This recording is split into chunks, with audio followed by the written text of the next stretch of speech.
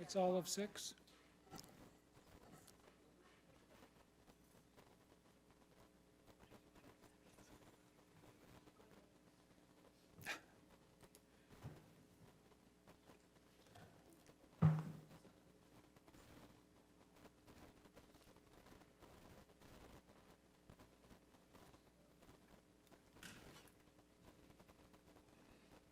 Ready? I call this meeting to order. If you would follow along with the Pledge of Allegiance and an invocation from Alderman Lucas. I pledge allegiance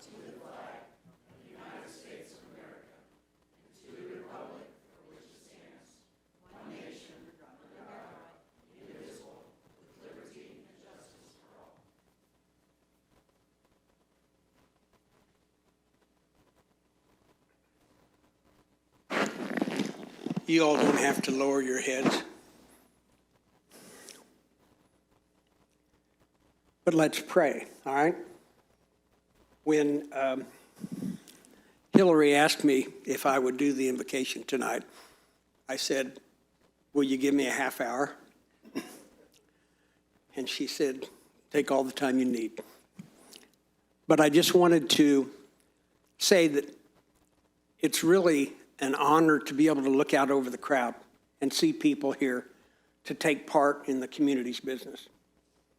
It was such a blessing tonight to see the mayor get up and show his perseverance and how he was able to stand when he'd done all else to stand.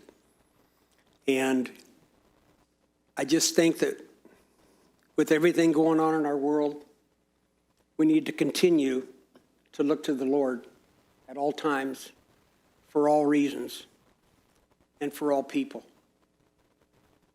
So with that being said, I won't take 30 minutes, Hillary. Let's pray. Lord God, as we come before your great, wonderful heavenly throne, it's with true humility and love to know that we can come to you for all things at all times. And I know your word says, Lord, that if my people, which are called by my name, will humble themselves and pray and seek my face and turn from their wicked ways, then will I hear their prayers, then will I forgive their sins, and then will I heal their land. So, Lord, I pray that we could each turn our faces to you, turn our hearts to you. And, Lord, remember that you and you alone are the true Lord, the true God, and the government is on your shoulders, not ours. We pray over our community, Lord. We pray over our mayor and the board, and the staff,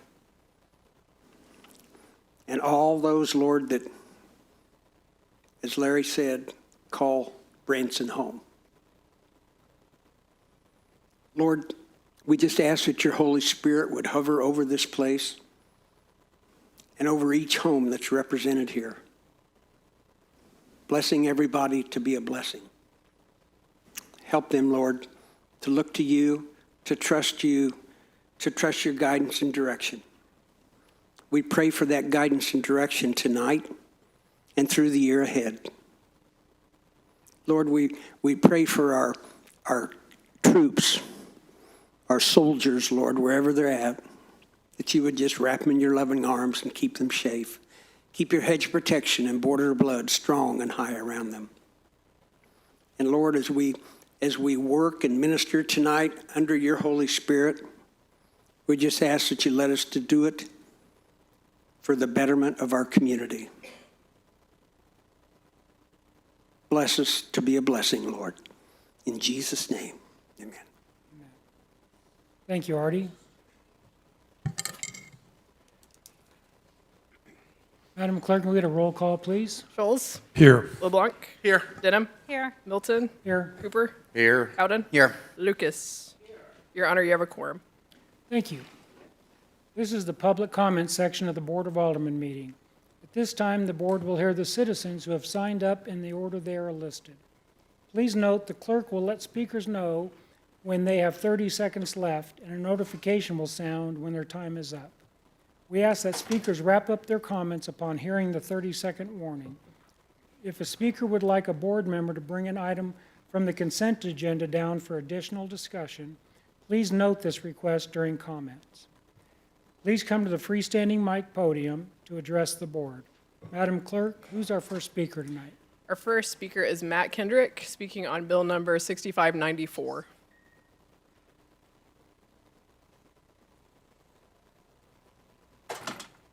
Hello, Matt. Mr. Mayor, Board, Administrator. First of all, Mr. Mayor, I want to say thank you for sharing that milestone with us today, with you standing up. Not to your extent, but I know what it feels like to go through that, and keep up the fight, keep up faith, and it'll only get better for you. I know it will. So back in September of last year, I want to say bill number 6594 was approved, and what that was is an ordinance approving the waiver of building permit fees for certain low-income housing projects to address immediate need for more income low housing in the area. Another great idea. Thank you for all of that. You know, that should have been mentioned too, about how we're trying to set an example for low-income housing coming into the area. But diving into that, I've realized that for some reason, beyond my comprehension, Elevate doesn't qualify to have those fees waived.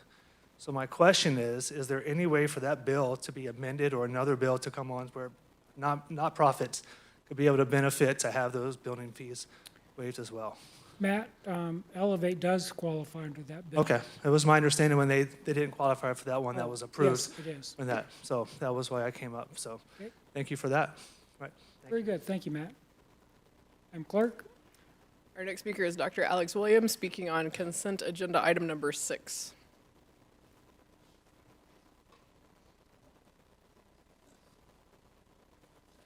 All right. Good evening, Mayor, Board, Administrator Stepp, Alex Williams. My request is that we look at item 6 be pulled from the consent agenda simply because the TCED Board of Directors has not approved it in its current form. I'm going to walk through a couple of things with you and cite the reasons for the request.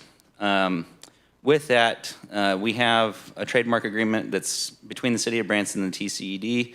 There's 3 notable differences between the 2 contracts. You've seen both of them. I have them both. This is the one that everybody's voting on with the current bill, and this is the one from the TCED in June of 2025, which is a red line edition. 3 notable differences are there's an ownership change as opposed to a license being granted. There's 3 pages of additional substance that are not present in the copy that the Board of Directors at the TCED voted on, and then there's an absence of a style guide in the copy that the TCED voted on. Timeline, in June of 2025, I'm going to read from the minutes directly. The TCED approved a work in progress. So, quote, the work in progress from the city was discussed. Patrick Platter said that the agreement in its current form was acceptable and could be adopted. Dennis Wood made a motion to approve the trademark license agreement.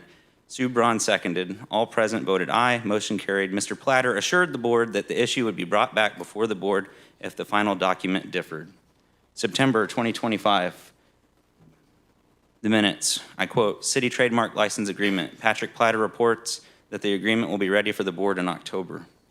October 2025, no report. November 2025, no report.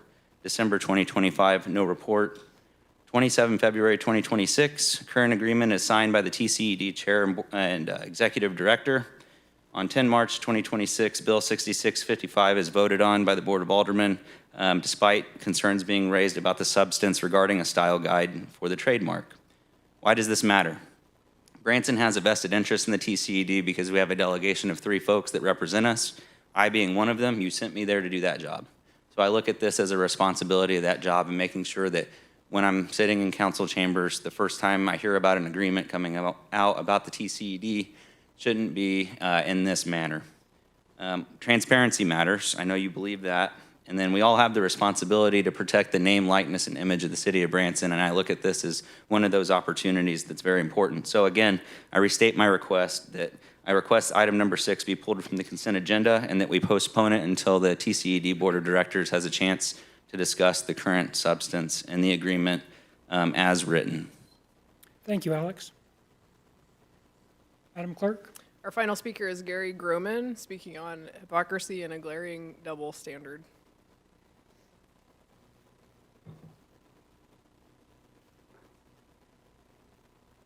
Good evening.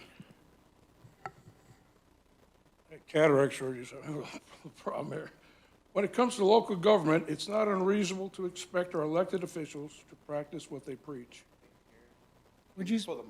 Yeah. Sure. Oh, that's good.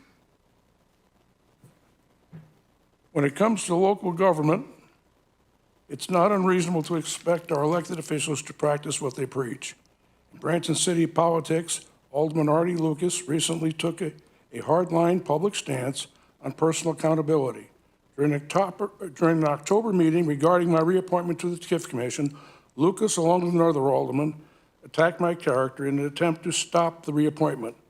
They will probably be more successful in the second April meeting after the election. Lucas's core argument was simple.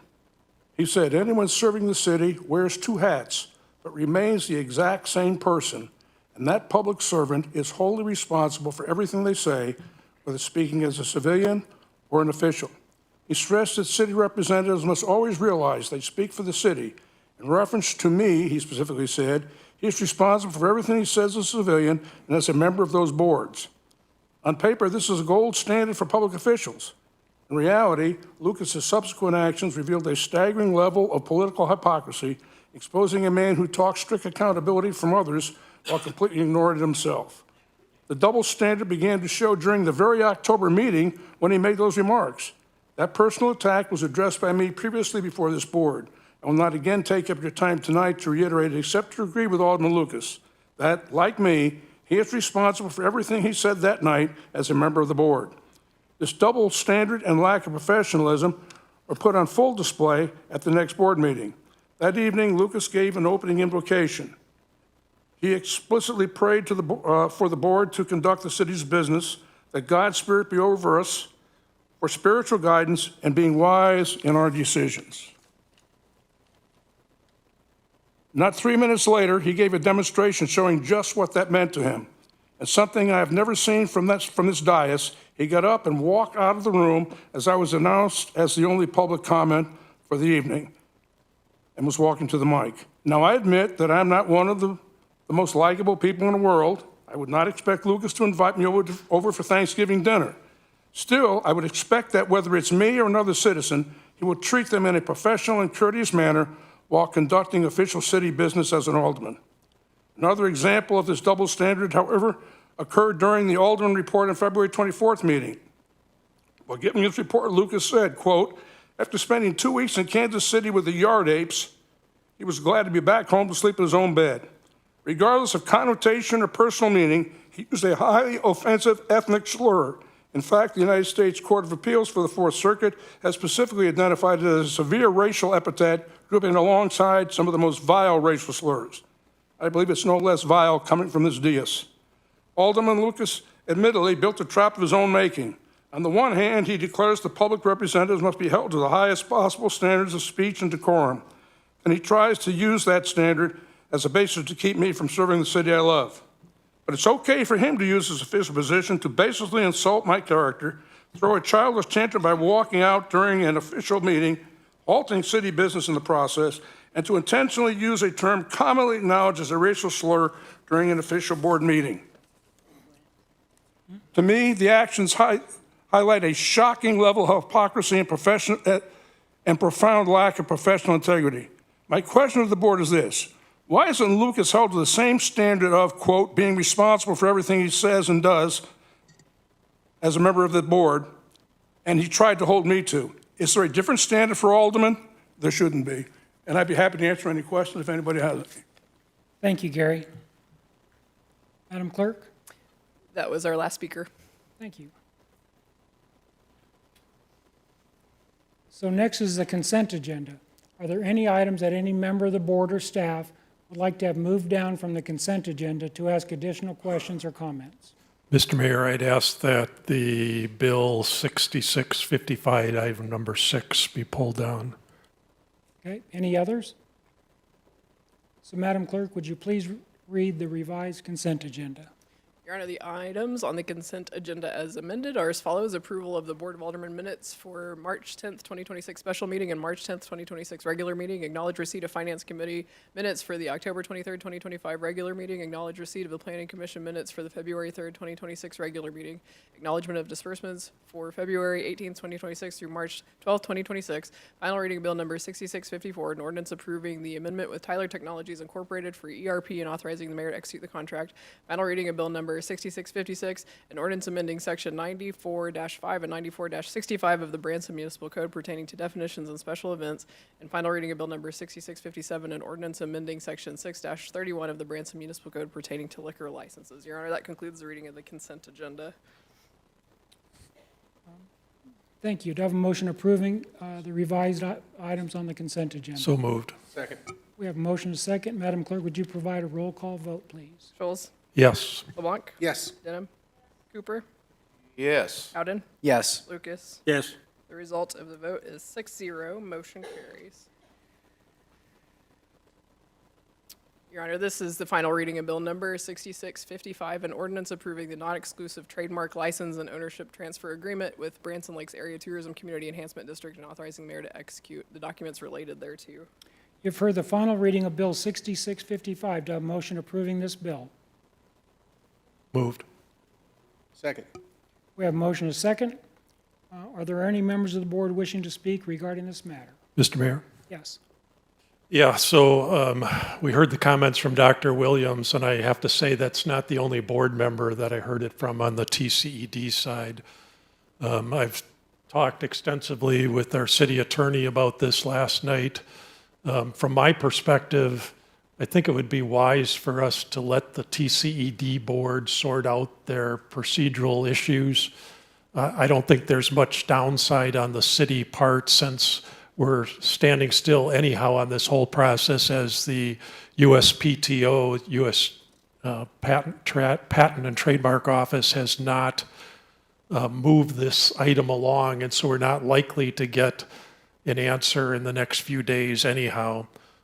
So I think from the city's perspective, it's non-consequential, and we probably show good faith to the TCED board to allow them to finish their process. Solon, do you have any input on this?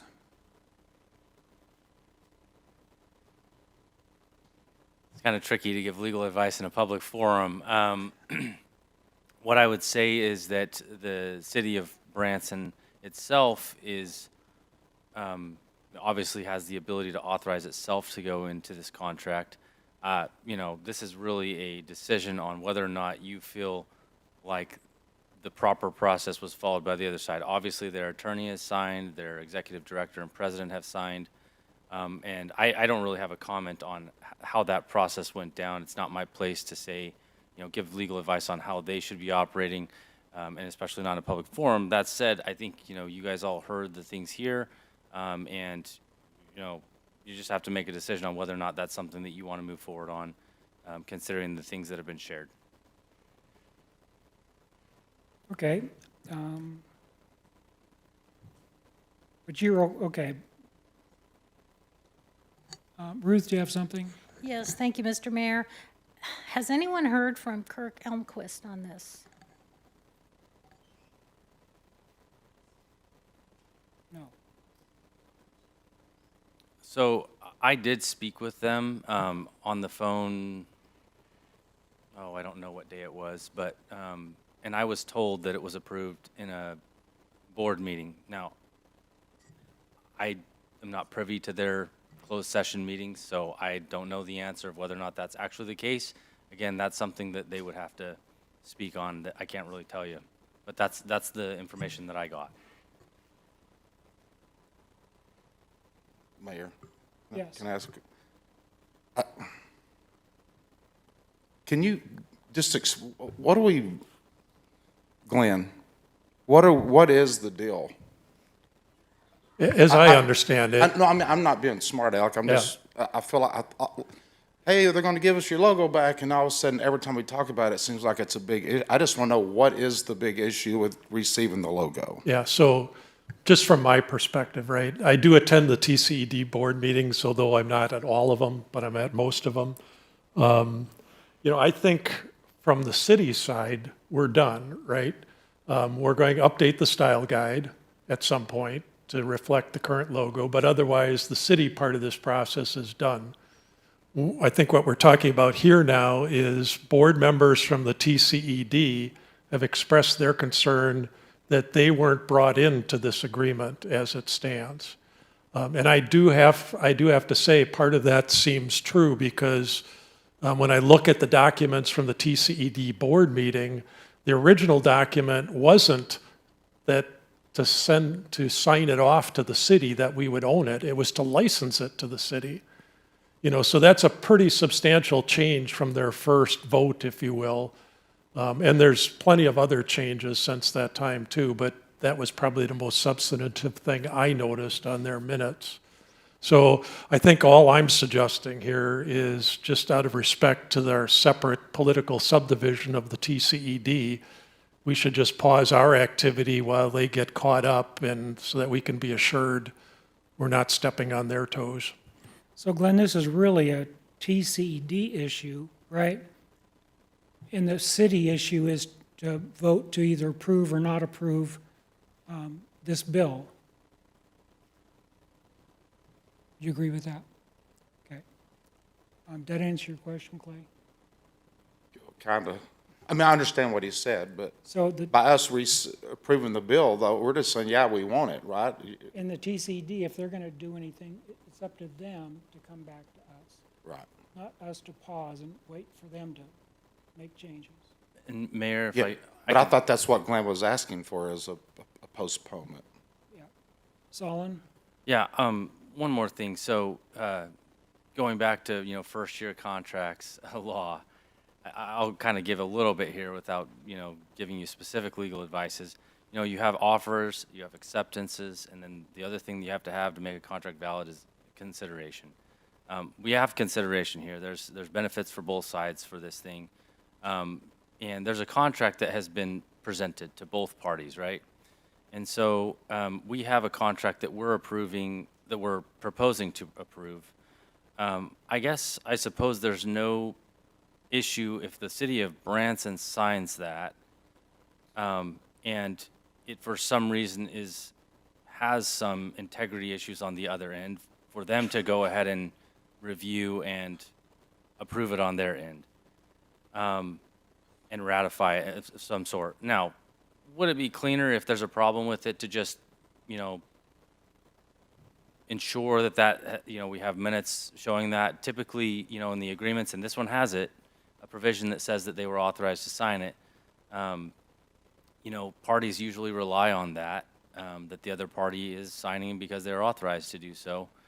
So it's really just a decision that you guys have to make. And honestly, I think the community should know this. All the parties that have been involved in these logo discussions are very amicable. These aren't, difficult negotiations. We're all working for the same common goal. And whether we solve this tonight or later, I think either way, we all know it's going to be good at the end of the day. We're going to add the style guide later, and we will have to do either the contract anew or an amendment at that time. So anyway, those are just some thoughts that I had. Mr. Mayor? Yes. Can I just ask from a legal perspective, is there any implications if we would to postpone this second reading of the bill? Is there any contractual issues that you foresee? Well, again, because the parties are pretty amicable, I highly doubt there's going to be any kind of litigation between each other, right? And so, we do have a flag, and we have, those things around the city that represent that logo. So the only thing that I could think of postponing it would be that we don't have an official ownership of that or license of that, which, doing this now would secure that for us. But otherwise, again, I think the parties are amicable, and I don't know that it would be super big deal other than you just have to have a future board approve it. So Solon, again, if the board approved this tonight, the TCD board can either sign this agreement or they'll come back to us requesting a change. Is that correct? Well, so they already signed it. Well, they've already but signed it. But But we haven't heard from them about making changes, have we? Go ahead, Glenn. No, we haven't heard, but what I am hearing from board members of the TCED is that they haven't approved the signing of this agreement. And since they've already signed it, if we authorize this with the second reading and you sign it, from our perspective, it's an executed contract by both parties.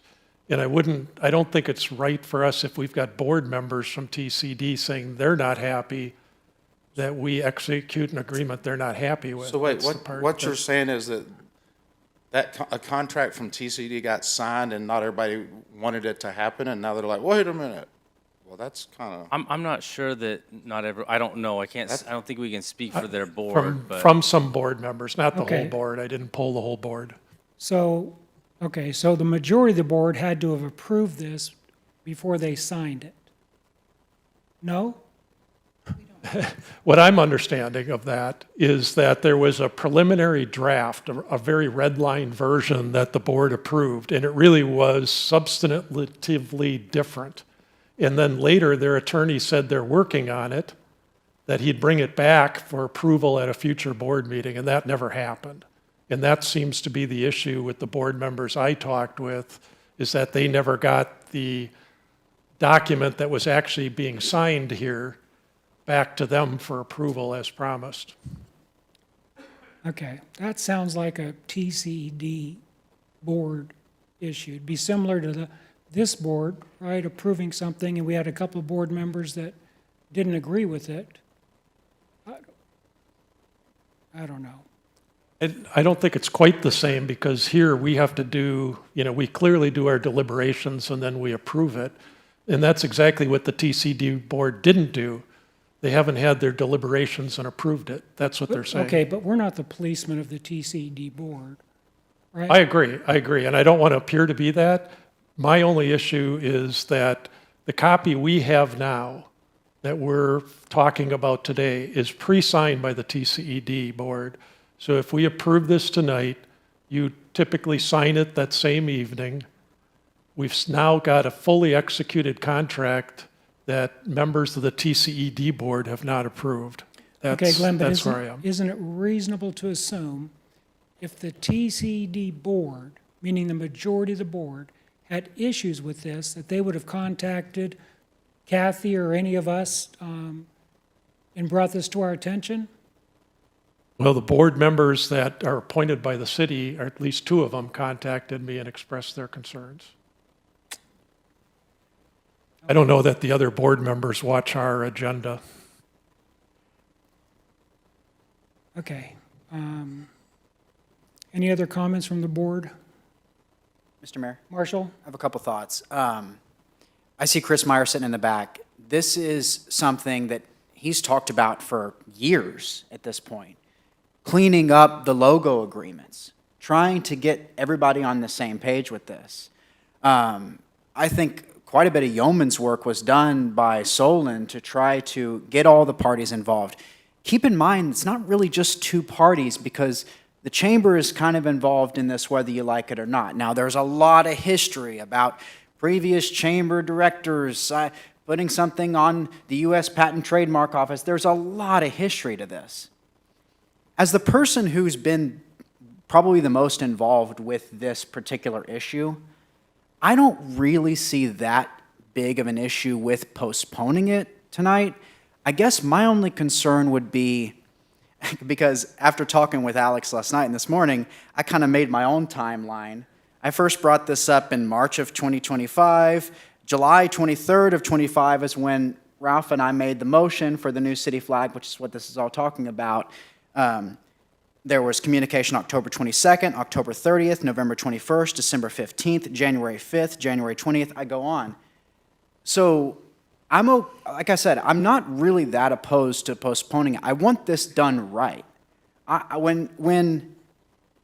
When I sort of was in a celebratory mood that we were able to pass the resolution for the Branson city flag at our last meeting, I also felt sort of in a celebratory mood that we were able to, for once and for all, figure out this logo thing, So quite frankly, I think it should be done in the most kosher way, with everybody in agreement. I guess my only remaining concern, if I were to vote yes to postpone tonight, would be that it was, quite frankly, and I'm not trying to throw anybody under the bus, but it was, quite frankly, difficult for Solon to get in touch with the parties than he needed to get in touch with at certain periods of time. And I think that's more on the attorney side from the TCD perspective than anybody that's our representative or even their executive director. But I guess that would be my only concern. Do we postpone this tonight and then Solon's still sending out emails that he gets responses back saying, I already responded to that email, when it wasn't responded? Then people get involved, they call the executive director and say it's been sitting on the attorney's desk for weeks. So are we going to still be in that scenario if we postpone it tonight? That's my only concern. Mr. Okay, Mayor? Marshall, and hold on, my concern is, I don't want to get in the business of the TCD board. And if the board had any issue with this, isn't it reasonable to assume that board would have contacted this board or Kirk Elmquist about making changes to this contract? I mean, if not, we're going on rumor and speculation. If the board had an issue with it, the board would have contacted us. I don't want to be delving into their board's issues, and we don't want them delving into ours. And Mayor, regardless of what happens tonight, we are going to be replacing, if you were to sign this, we're still going to be replacing it later with the style guide either way. So we will have a good one where both parties have signed, very soon. So if you approve it tonight, we'll have a valid one approved. Hopefully, I guess I can't speak for what the TCED board approves, but, and then if we don't approve it tonight and we just do it later, if this turns out to be true, then again, we'll have a new one approved no matter what. So either way, it's going to get fixed right within, a month or two, if that long. Mr. Mayor? Yes. Just to Alderman Howden's questioning and comment, I wonder if a technique here might be that we simply postpone the second reading of this until our next regular meeting, and then ask our city attorney to notify the parties that unless they come back to us to the contrary, we will approve this contract and execute it at that meeting, right after that meeting. And Glenn, I'm going to reiterate.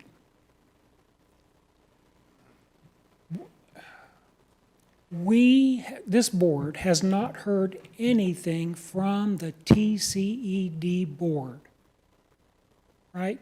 If there was an issue from the board, and that means the majority of the board, either the chairman or the attorney would have contacted us in advance.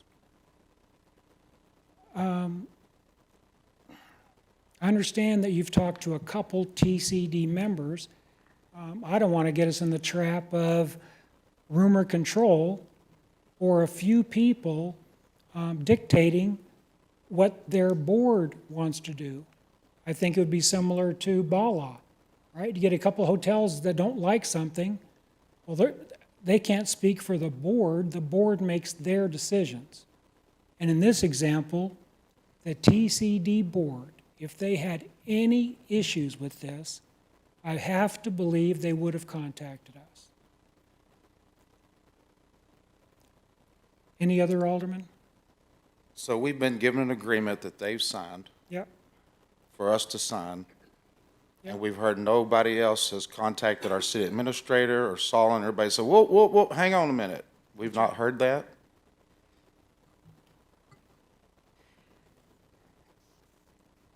So yes, I had a conversation with Kirk Elmquist, the executive director.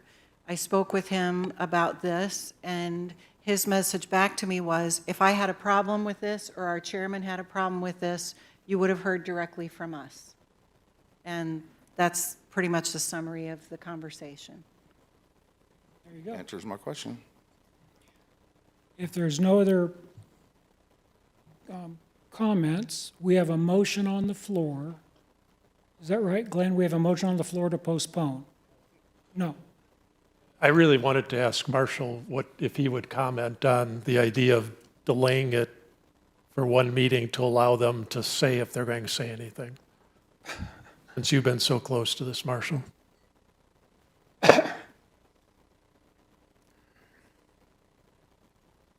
guess I'll just repeat, I'm kind of going back and forth on what my vote would be, but I'm concerned about the timelines. As Glenn does, I also attend many of the TCED meetings. They didn't have one in February, and on the schedule this year, it says, some of them say like to be determined whether we're going to have a meeting or not. So that's my only concern. I'm wrestling with this one. I don't really see a problem postponing it. Again, as somebody who's been intimately involved in this.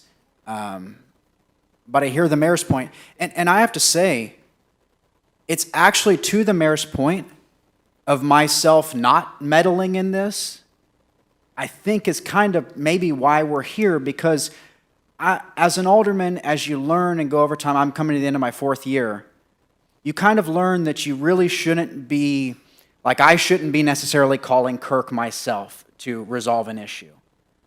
But I gotta tell you, if I'd have called Kirk last July or last August, I bet this issue would have been resolved last July or last August. And I'm not speaking to anybody's, I'm not disparaging anyone, I have a really strong relationship with him, and I think if he'd have known that there was a real strong desire from this board, then something would have been done. I purposely held back. In fact, I asked Solon a few times, would you like me to call Kirk? Would you like me to call Kirk? So I'm with you in a sense too, Mr. Mayor. I've not tried to delve into the TCED's business with this. I know that this is an issue that, let me just put it this way. Some people on the TCED think this is a non-issue, and there have been members of the TCED in the past, and maybe some that are still on, that do think this is an issue. So I think that might be some of the disconnect here, where there are people that think, my goodness, why shouldn't the city own its trademark?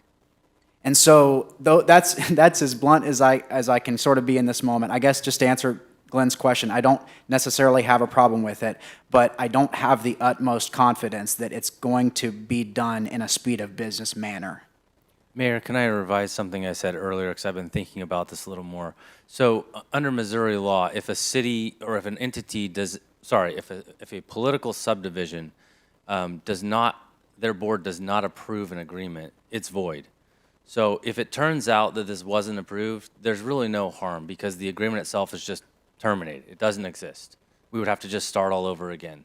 So if you approve this tonight and it turns out that it wasn't approved, there's no harm, no foul. If they wanted to try to sue us for, which they won't, I know, I'm just saying in a worst case scenario, hypothetical world, we would have defenses that would protect us just fine. So the point is that if it turns out that it wasn't, to the T approved like it should have been, then it's going to be void anyway, and we're going to, approve it when we get that new style guide anew. So, Solon, are you influenced at all with the conversation that Kathy, our city administrator, had with Kirk Elmquist, their executive director, on this topic?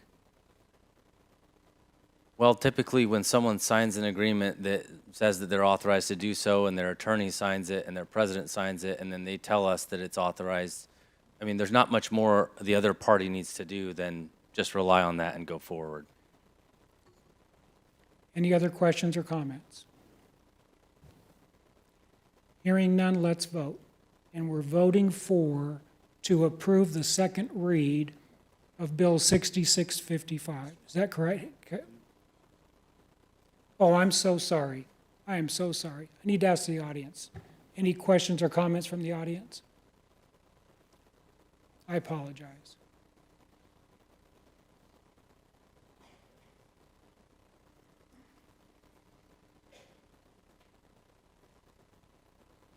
It seems like a no-brainer, particularly after what Solon just told us.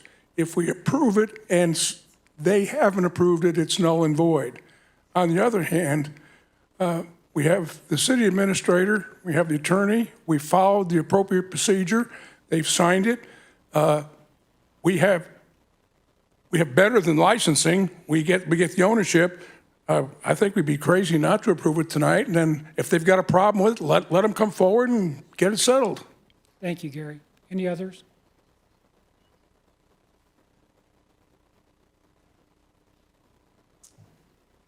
Chris Meyer. I was the chair of the TCD board last year when Alex mentioned that our board passed it. And I think Alex did a great job summarizing this. And so our board did pass a form of this, but it's not the form that you guys have tonight. So my question becomes, well, why did it change? Because the TCD board gave you guys a license. And at some point, somewhere in the mix, and this would have been either, I mean, we didn't have any more discussions about this of us as the TCD board giving up that logo, at least when I was chair. Okay, and they haven't had very many meetings lately. So I think if the TCD board would have talked about it, it would have been in the minutes. And I'm like, when I heard this the other day, I was like, why is the TCD even giving up the logo? Like, why would they do that? And so that to me is a question of, at the end of the day, is why didn't the original agreement work where it licensed it to you? You guys could use it. And I think that's kind of the way it's been in the past. So it appears to me that maybe there was some confusion. This is just my hypothesis, right? That there was some confusion over what we passed and what is now there. So I'm going to say if you pass it, it's going to be void because I don't think they voted on it and it's not reflected in the minutes or anything. Does anybody have an answer why it was changed from what we approved, I guess would be the question. Chris, let me ask a couple questions. When you were the chairman and that board, is that the board that approved and authorized the signatures that's on this current document? Was it your board? No, that document that you have Yeah. is not the document we approved. But, okay, so then it was the new board that approved it? Well, I don't think the new board ever approved this.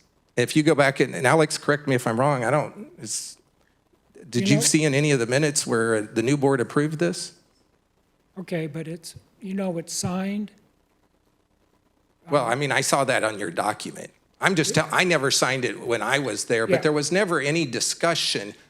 I'm just trying to give context to this. There was never any discussion about us giving the logo to the city. It was a license to the city. And our board, I mean, I think it was 100% approved the document that we had, but it is not the same document as what you guys are voting on Okay, so then tonight. maybe the new board authorized and signed this document that we have. Not according to the minutes and according to Alex, who's on that board. And he Mayor, represents you. I can explain Okay. why it went from license. I always thought it was we were transferring ownership, but I can tell you why. And thank you for your comment. I don't want to make this a back and forth because that's improper procedure, but I appreciate your comments and I'll try to answer those. So there's several reasons why it made more sense after discussions with all the parties that the city had the logo. One of them is that the city has professional staff and resources to make sure that the logo is maintained properly and protected and licensed out to, the various entities that want to use it. There's companies that are going to want to probably put shirts together and hats together and all kinds of stuff for this 250th celebration, right? And so the idea was that the city was more well-equipped to be able to process those kinds of things, to be on top of it, to have the finances to do that. And so it made sense. Everyone was amicable. There's been a lot of confusion over the years. I came in and I shared, hey, this is where the status of this is. We cleaned it all up. And I think everyone just felt like, hey, it looks like the city has its head wrapped around it and it would probably be a better place to house it. And so that conversation happened over a lot of months. I mean, it was well into 2025 that conversation was going on. I can't tell you when it started. But those are some of the reasons why. And some of you that have been around for a little while may know that at one point in time, one of the logos did kind of lapse. And so the discussion was had like, hey, we definitely don't want that to happen again, right? Because some outside entity could mess around with it. And we just really thought that the city would be because we have more staff, the better place to house it. And it was nothing, it wasn't anything anyone was trying to sneak or whatever. We just thought it was the better place. I think you have valid comments. And I know we had discussions about people wanted to use that logo, and we never formulated, because I was like, we need to address this, and we never formalized any policies related to that. And so, also our vendor partner, in a lot of cases, was the one getting the trademarks. Our board wasn't doing it. It was the CVB chamber and their legal staff. But, just the other day, I went to Walmart, and on top of the Gatorade end cap, there's the Branson logo up there, and I'm sitting there going, well, who allowed them to do that, right? And so people are using this logo without probably the proper credentials today. I mean, that's a good example. I haven't had anybody tell me they let Gatorade use the logo or whatever, but. I'll comment on that. So that was brought to my attention just a couple days ago, and the very first thing I thought is, okay, it's time to get a license agreement drafted, and then I can reach out to people like that and say, hey, can't do that. Let's get you licensed so that you do it right. And Excuse me, again, Solon. just We're more really- staff time. Solon, we're really getting off track here. Mr. Mayor. I'm just going to say at the end of the day, I personally believe that if you vote for it, it will still be void, and you guys will bend back up here again. So that's my comment. Okay, thank you.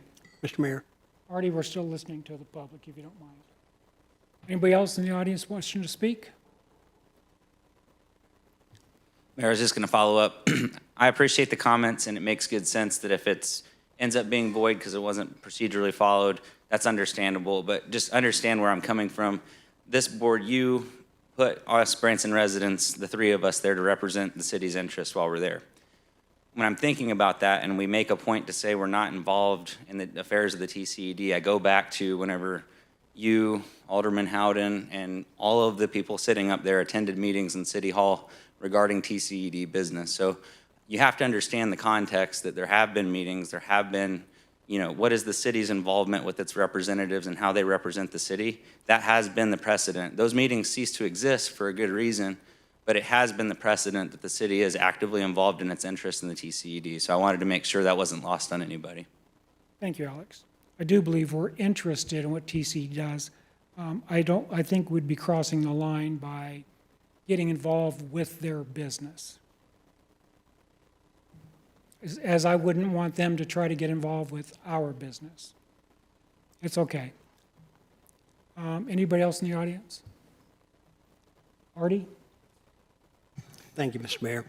I guess my question is in response to what Solon said about, well, everybody got together and everybody thought it would be fine, but I don't know who everybody was if it wasn't discussed in open meeting for the TCED. Maybe I can try and tidy this up a little bit. So when we're assigned to execute on something and we're negotiating a contract, let's just say it's White River Valley Electric, for example, and they have a board of directors. But the staff and the attorneys don't work with the board members, right? They work with the professional staff of the person on the other side of the contract. And so that's where those negotiations and conversations were happening, was that the TCED executive director, chairman, attorney, all understood that we all wanted the same thing, was a simple premise of that the city of Branson should own the logo to the city of Branson instead of having to ask permission from an outside taxing entity to use your own logo. And so we all went, how the heck did this happen?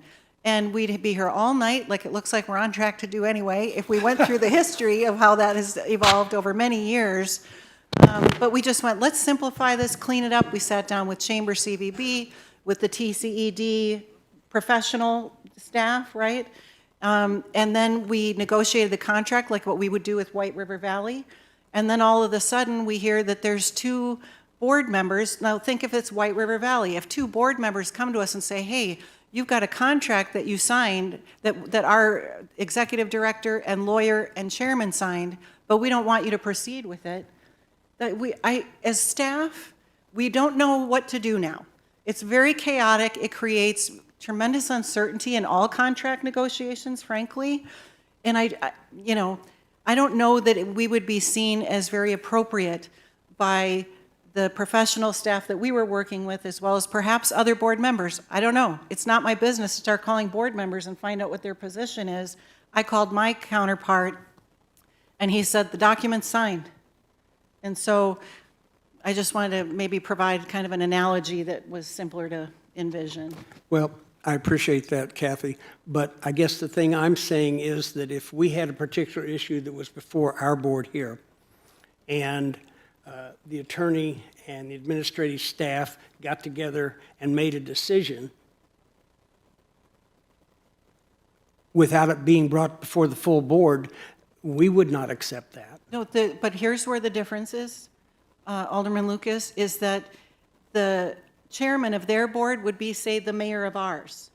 So it would be like if they, we had a document that was signed by our mayor, our attorney, and me. That's a solid document you can count on.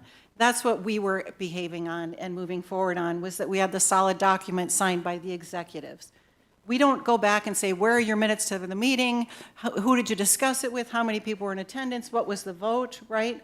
We would never get anything done if we had to run all those traps. And as Chris Meyer said, we vote yes for this, and the TCD board doesn't agree with it, they'll just void it. Is that correct? And so, Artie, there's no harm, no foul. Kathy, so you're acting the same way you would on any contract that comes to you from whatever the entity is. You got a chairman, a lawyer, an administrator, or a manager saying it's good, you're good. Yeah. Any other comments from the board? Mr. Mayor, Glenn? just for voting purposes, can I clarify the certainty that if we vote yes for this tonight and their board comes back and cries foul that the contract is void and we have no liability at that point? Yeah, so I think there are some defenses that we would have for that. I don't think we would have any issues. And practically speaking, everyone's on the same page from what I've seen, so. Mr. Mayor, Marshall? my question is, does the TCD have a right to own our logo? Marshall, we're on a different question. It's a great question. Any other members of the board have any questions or comments? Hearing none, Hillary, would you take a roll call vote, please? Schultz? What are we voting, what is the vote? Okay, we're voting on the final reading of Bill 6655, approving this contract. Hillary? Schultz? Yeah, on the basis of our attorney's comments, yes. LeBlanc? Yes. Denham? Yes. Cooper? Yes. Howden? No. Lucas? No. So the result of the vote is 4 yeses, 2 noes. The motion carries. Okay.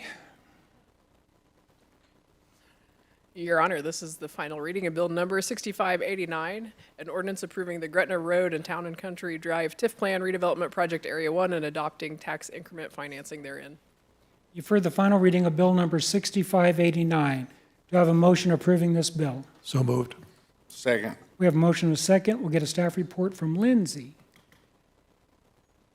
Is she online? She is. She's just coming into the meeting. One moment.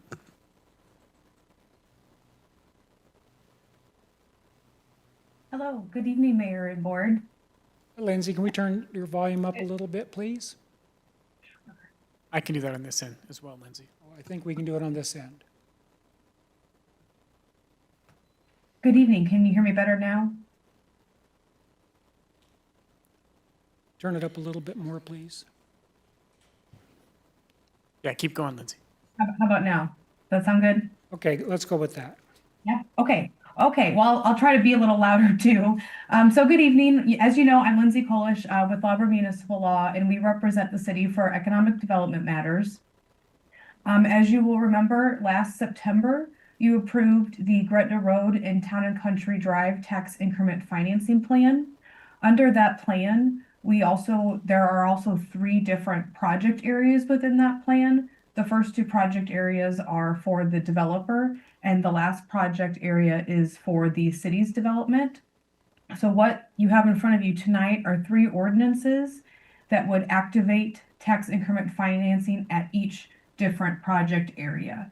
If you recall, once you approve a tax increment financing plan, you have 10 years from that date to actually activate and start tax increment financing at each project area. And approval of these ordinances tonight would start the collection of tax increment financing at each project area. Okay, any members of the board have any questions? Any members of the audience have any questions? Hearing none, let's vote. All in favor, say aye. Aye. Aye. Opposed, same sign. I'm so sorry. Could we do a roll call vote on that, Mayor? Because it's a final read. Oh, I'm so sorry. Nope. Final read, go ahead, Hillo. Schultz, Yes. LeBlanc, Yes. Denham, Yes. Cooper, Yes. Howden, Yes. Lucas. Yes. The result of the vote is 6-0, motion carries. Thanks, Hillo.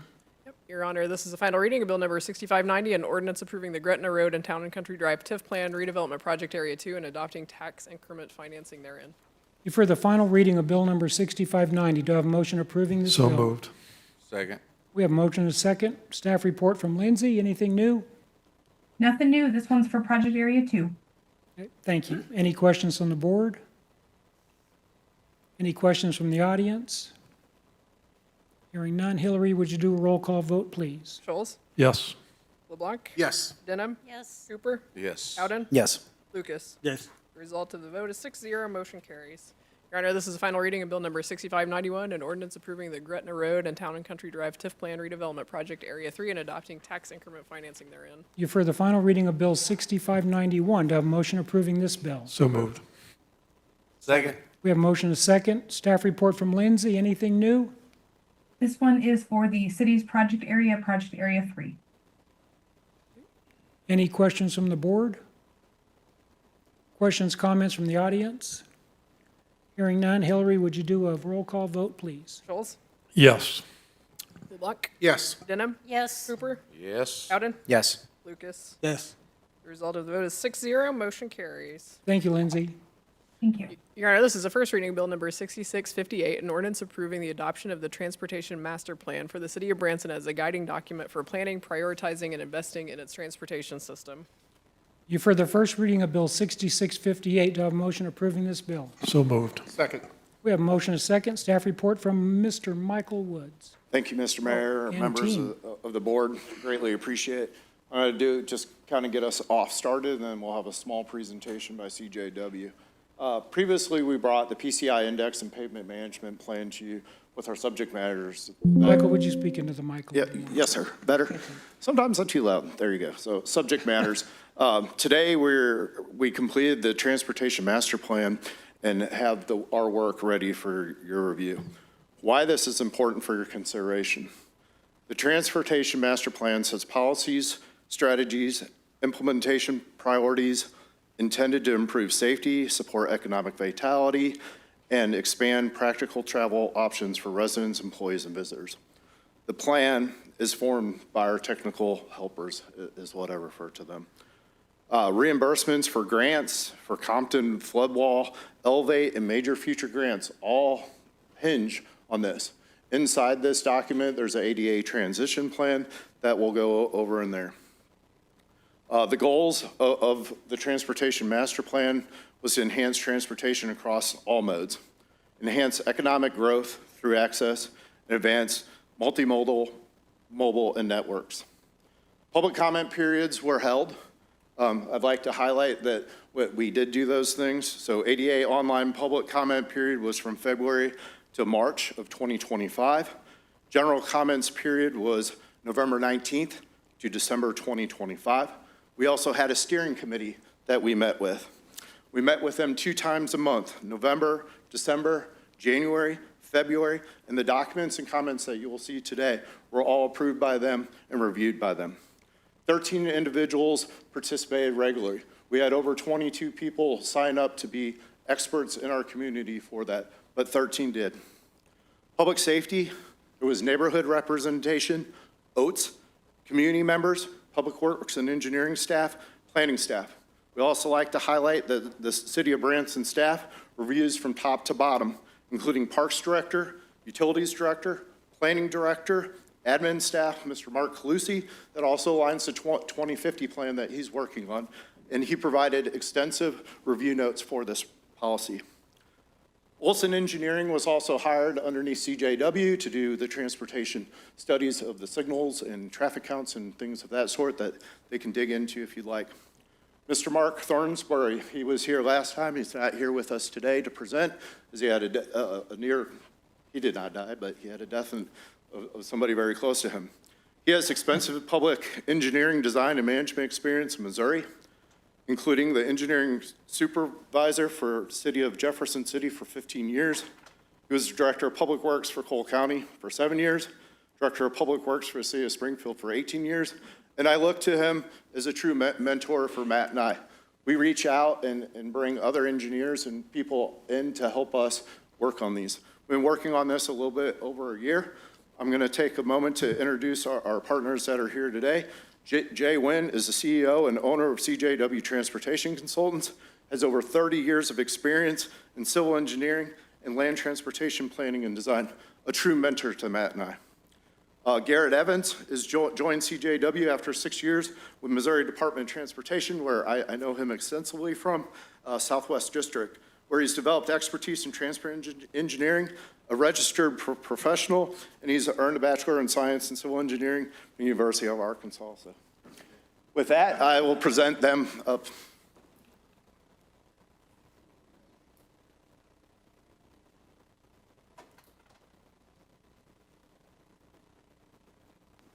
Well, thank you for that kind introduction.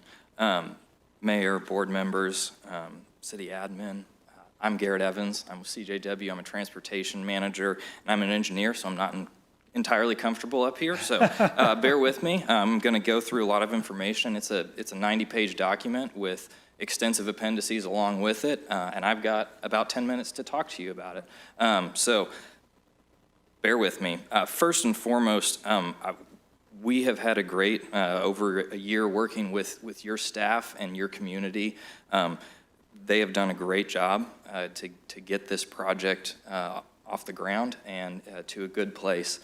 And we appreciate the staff support that we have had. Oh, perfect, thank you. And we're excited to be here today. Michael has already recognized the steering committee, the public works leadership that they provided, city staff across all departments. We worked with them extensively, and they provided lots of good feedback. You have a dedicated community. You have people that care about your community, and you should be proud of that. And then all the participants in the One Branson community process as well, we were able to use some of their feedback to continue our work and fill out what we have. But all of that led to a project that we're delivering on time and under budget for you all. And that's due to the leadership of this team. So the executive summary, like I said, it's a long document, but a master plan establishes a 20-year planning framework for transportation in your community. And it prioritizes multimodal safety because you improve safety for one person, you improve it for everybody. It looks at strengthening corridor performance and supports economic access and aligns with infrastructure preservation policy, which is what that pavement management plan was that was presented previously to you all. And we looked at the ADA transition plan and created that for you all that brings you into compliance and improves safety in your community. It also has a 5-year review cycle. So in 5 years, you all will take a look at it again. The staff will take a look at it again to make sure that it's serving your community well, because it's a plan. It's something to develop your community with. The plan's needed because you have a lot of people that come through your town, and you have a lot of people that live here and care about your city. You're a huge regional employment area and service base, and that all comes together into one of the toughest geographic areas that you can imagine. As you guys know, you have seasonal congestion and corridor congestion as well, and concentration along very specific corridors because there's no redundancy. You struggle to send cars to other locations because there's not space for it. And so in light of all of that, it leads to an elevated severe crash rates in your city. And so a long-term data-driven strategy is required to address that. All good plans start with input from the community, and as Michael has already said, we relied on the community heavily in various ways. Through the steering committee, our public polling, we had some great engagement, and kudos again to your staff for getting that out to the public so that they could provide feedback to us. And there were consistent themes that showed up in our surveys. People are worried about traffic congestion, no surprise there. People want to be safe when they're out walking or they're biking or they're driving. Sidewalk connectivity was a big item that came up. There's 47 miles of sidewalk in your city, but it's not all connected very well, and that's something that people want prioritized. Roadway maintenance was a huge item that came up, and reliable access to destinations. People want to get where they're going, and business owners want people to get to their place as a business as well.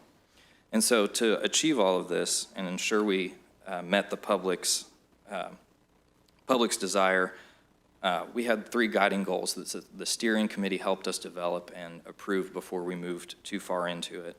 And these are kind of the reduced versions of those goals. We look to enhance transportation safety in all modes, improve access to support economic vitality, and increase mobility and network resilience. And all of those work together to reduce your congestion and improve your safety. Those are permeated through the plan. They aren't always called out, but in the decisions that we made, those goals showed up.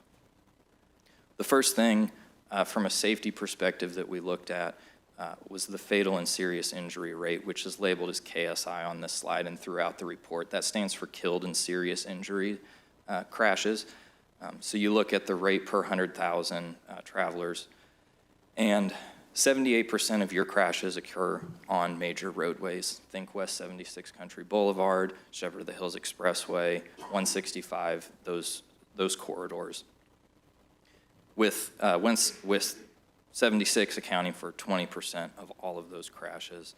And that's from the data from 2020 to 2024, and there have been crashes since then, but that's the last cleared data that the state agencies have put out. Primary crash types are lane departures and intersection related. You get into head-on collisions, and those are more likely to lead to fatals than other types. Vulnerable road users, which is VRU, are likely underreported, but those account for pedestrians, bicycles, and motorcyclists. They are far more likely to be in a fatal injury or serious injury crash than somebody in a vehicle. And so to help take care of your pedestrians and vulnerable road users as a part of the public right-of-way transition plan, which you are required to have to be in compliance, but it also is a safety enhancement for you all. So we developed a system-wide sidewalk and curb ramp inventory with IMS, the company that did the pavement management plan. And we identified deficiencies and prioritized a correction framework looking at places that people are, correcting those issues, and expanding out in an increasing radius to get those deficiencies prioritized. And then integrating that with resurfacing and other corridor projects, which is a legal requirement, but also just good practice because it improves efficiency and fiscal responsibility. And I'll just touch on this, the pavement management or pavement maintenance and asset management. You all previously saw, Mark Thornsberry presented that to you a while ago. That as a priority is preservation first. Take care of what you have so that you don't have a bunch of stuff crumbling, and taking care of stuff that needs to be taken care of before it's truly deficient. And this TMP reinforces that. It coordinates those ADA upgrades and deferred maintenance, or avoids deferred maintenance and helps you maintain fiscal discipline. In looking at corridors, we looked at safety improvements, congestion management, operational upgrades, access management, which improves safety and ultimately access to businesses because people are less scared to get in and out of places, and multimodal enhancements. How can sidewalks be improved? How can other items that are not just vehicles be improved? And then focusing in on MoDOT coordination. Adding another partner is tricky, but they control a lot of your major corridors in the area, and coordinating with them is key. And so investments in these corridors improve safety and connectivity. The implementation schedule focused on 3 time frames, with the short term of 0 to 5 years. Those are your low-cost, low-hanging fruit that you can just get taken care of. And we have provided an implementation schedule with recommended improvements in there. And then 5 to 10 years, there's kind of more robust corridor improvements. And then 10 years on, you're looking at those corridors being improved, and then also looking at making new network connections and larger improvements. And it also includes that 5-year review cycle that I mentioned before. And then as you move forward, this plan looks to prioritize multimodal safety, but that's up to you all to make sure that it's being implemented. This is a plan. It's not something that that you have to adhere to, but we put a lot of time, and your community has put a lot of time into this and wants to provide that input so that their priorities are known, and safety is one of those priorities. It aligns with one Branson community priorities. It's got the ADA compliance built into it. We protect the infrastructure that you guys are working hard to build, and that your team is doing a great job of expanding and improving. It supports your economic vitality. Nobody wants to remember the bad traffic. They want to remember their fun experience in Branson, and that's what we're pushing for. And it helps you maintain fiscal discipline as you move forward.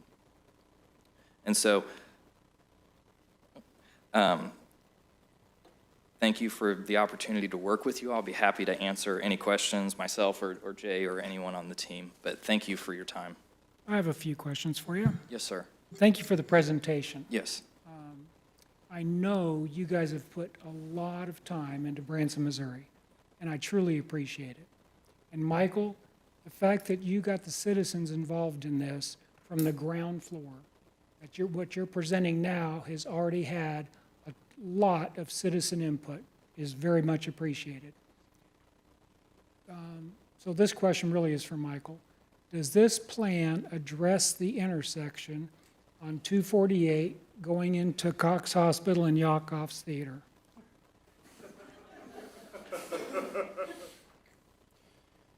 Better say yes. Our MoDOT partners are well aware of the warnings that are there and the KSIs that are there that he talked about and the data that's there. They're working forward with implementation plans to possibly provide low-cost solutions to improve that at this time. This transportation master report, I know some people yawn, that's what we went to school for. It's multiple hundreds of pages. It does not do it justice just for us to stand here for a few slides and tell you. But it gives us the roadmap to what your capital projects need to be going forward. It gives us a roadmap to make sure that ADA is taken care of in the city. And a shock to Matt and myself and others is that y'all never had an ADA transition plan.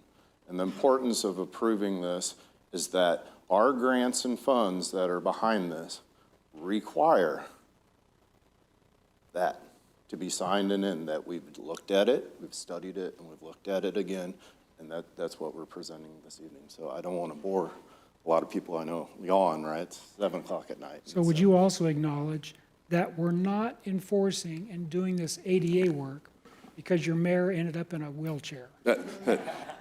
That's correct. We started way before. I could hear way that. Before, I could hear that, right? There you go. You heard that directly from me. And what I heard from you was, the answer was no to my question, if this plan addresses that entrance into Yakov and It's Cox. got some studies in there that MoDOT's well aware of. Would be, unless you. And so your studies and your information determined that there's nothing the city can do without waiting in line with MoDOT. That's correct. It's MoDOT's asset and their control. So that they are well aware. I'm happy to give you a brief after this. They're well aware.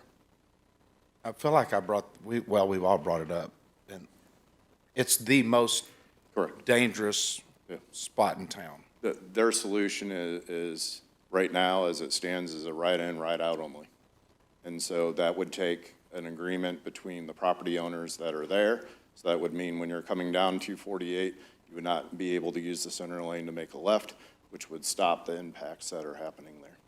So that's a larger discussion that has to happen with the hospital that's up there, and of course, Mr. Yakov's group that's up there, an agreement with them, and then bringing it to, of course, the board here for your understanding of the impacts of that. Until that's fixed, the city owns the north portion of that, quote, roadway. I know the majority of it's an easement, but isn't it, is it Wintergreen? What's the name of that road that comes off of Branson Hills Parkway? We don't own any of it. I thought that was private. It's all private. Wintergreen is private? Yeah, so No. From Branson Hills Parkway up to Yakov, the backside of Yakov, it is MoDOT asset. And then beyond that is private. So from Yakov, the back of Yakov, over to 248. that So is private. Wintergreen is owned by MoDOT. Yes. Any other members of the board have any questions or comments? Marshall? Hey, I just want to kind of throw this out there that as we're considering the trails connectivity process, in that there are going to be moments that if we want to connect all our community trails that we will be utilizing our sidewalks. So I hope that's just kind of a consideration, and I don't know really and if that changes much, maybe as far as signage or things like that, but I just wanted to kind of put a pin in that for you guys to be aware that we will be needing to utilize some of the sidewalks for the trail connectivity. we absolutely support that. And to know that Matt worked really hard with the Red Lion that you all heard about recently and made sure that we have easements going forward for 76 too. And that's where those improved sidewalks come and that connectivity will be. So super excited. Marshall, thank you so much for bringing that up. Thank you. Any other members of the board? Mr. Mayor? Yes. Yep. Well, this definitely addresses the uniqueness of our community. I mean, we have city roads that we own. We have MoDOT, and we also have county, which is very unique to most municipalities. And to be able to navigate all those things and to come up with a plan that works, and we stay in our lane and we have those working partnerships, I think is very important. What this document does, though, it definitely validates that Michael Woods, you're on target with everything you've ever talked about, everything you've brought to this board. When it has to do with roadways, when it has to do with resurfacing, when it has to do with the improvements on 76 and the level of importance you place on crosswalks and ADA compliance, I think this is just a masterpiece of what you've been teaching us and telling us this whole time. So to me, this is just a validation of your level of expertise and the ability that you have to bring other entities in because of your work history with them, bringing MoDOT in and bringing the county in, and really making things easy for us to understand up here to be able to approve these projects. So thank you so much for that, and thank you guys at CJW for this is definitely a deep dive of where we're going and what we can do moving forward. And it's a beautiful document. It's a lot of pages, but I like the Reader's Digest version the best. I want to also thank the whole entire board and the mayor. When I was put into this position, you all listened to what Matt and I were talking about and things that we saw that the city needed. And without your funding and vision 2 years ago to get to today, right, and get this all buttoned up right at the end is super important to me. So happy to answer any other questions. It was this board that did that. That's correct. And Ralph, I really want to thank you for what you said. Glenn?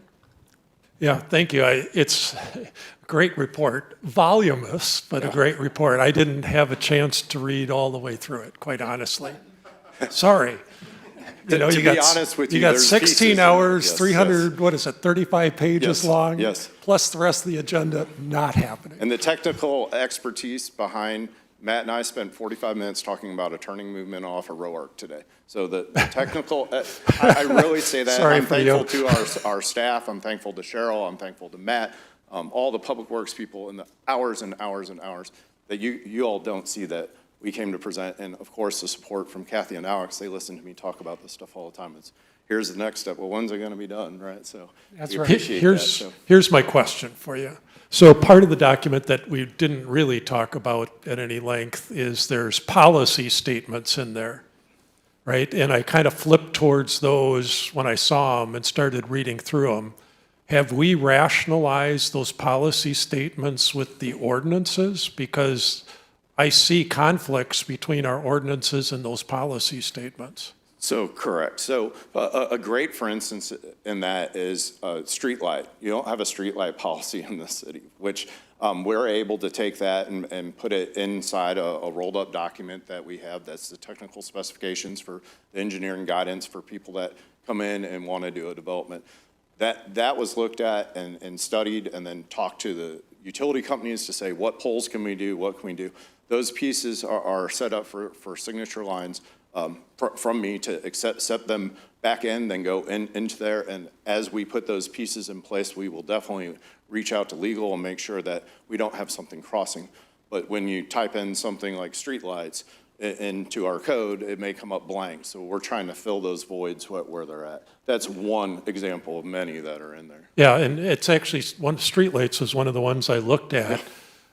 Because, you know, it has foot candle specifications in there. And you might recall, was it a year or so ago that we played around with lighting ordinances and foot candle specification? Everybody's smiling now because that was a painful session. But this is actually super interesting. Yeah, for the engineers in the room, it's great chat. Let's move along. Yeah, but my point is this, is that the new policy for street lamps that are in here actually specify foot candles that are in contradiction to what our other ordinances say about lighting, right? So that would be an example where I'm a little concerned that we're asked to approve a policy that actually contradicts our current ordinances. So this is the work of finding out all the information that we know we need to attack. Those policies are sitting there waiting for us to take it to the next step. So they're releasing us from there. This is their guidance, the guidance for how wide something needs to be from engineering policy from other communities. We studied Springfield to Ozark to Nixa to that, and then we implemented. They presented this to, of course, the people that we talked about, the design professionals that you entrust in the city, and we go from that point forward. So that's the goal, is where we want to go, and then we'll need to work with Solon to get all those little things tightened up and brought. Yeah, and that's the part that I think is important. So I understand what you're saying. Right. Because what we can't have, and we don't want to go back to, is developers coming in and saying, well, this is what your code says. Right. And then we pull out a nice 3-ring binder of 335 pages, Right. and we say, yeah, but this is what our policy says, so you have to do this. As long as approval of policies tonight doesn't translate to they're in effect and we're going butt up against our ordinances, I'm okay with that. You are 100% correct. You are approving tonight that the study is done, the recommendations are done, the recommendations from the people that were involved in that. This is their recommendation to you, and we will continue to move that forward. The only one that I know that is going to go into effect really, really quickly would be the ADA. And I didn't find anything in our ordinances that conflicted with that, Correct. so. I wish they would have taken care of Any it other many years aldermen? ago. Anybody in the audience wishing to address?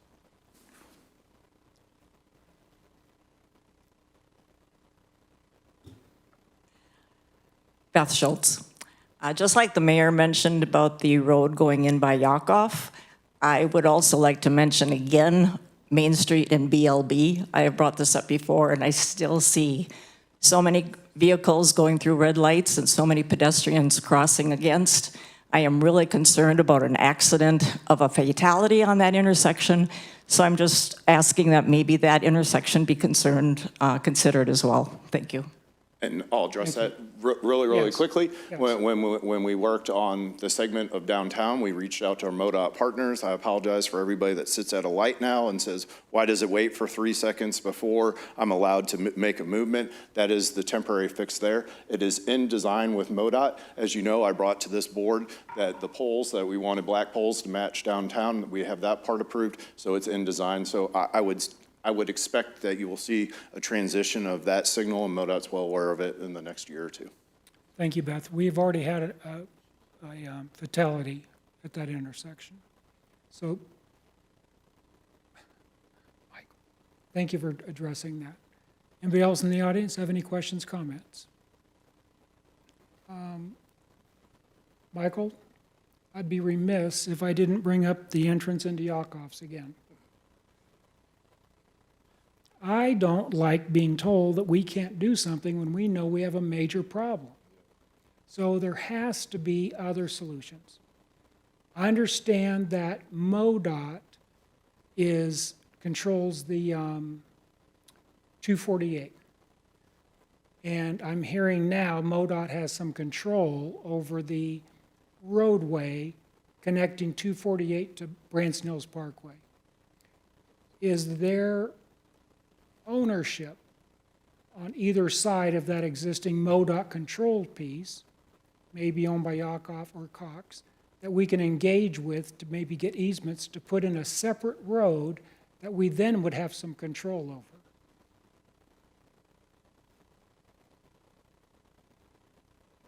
There's always a way. Okay, well, there has to be a way, and We will continue to update you, and I will make it my highest I'd priority. appreciate that. Either that or some way to disconnect the road. Cut off at Branson Hills Parkway and don't let that connection come through. Okay. I Something. mean, that's essentially what a right in, right out does. It removes that ability to make a left in there or Okay. make a left out. Fair It's enough. probably one of the safest ways. Kathy? Just really quickly, Mayor, we'd be happy to author a letter from you and the board, if the board would like to sign on, to the Missouri Department of Transportation Director, to their board, because it's my understanding they're not a cabinet agency. Is that right? They don't report to the governor? They're run by their board? Is that correct, guys?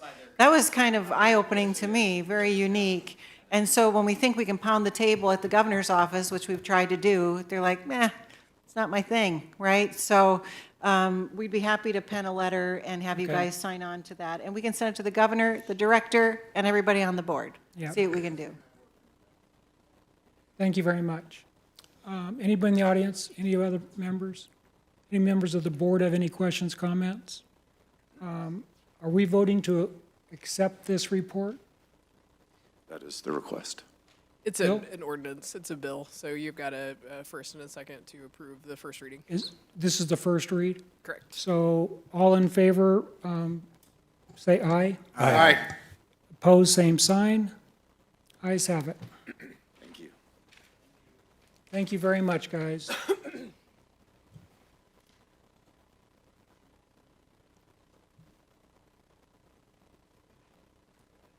Mr. Mayor, Yes.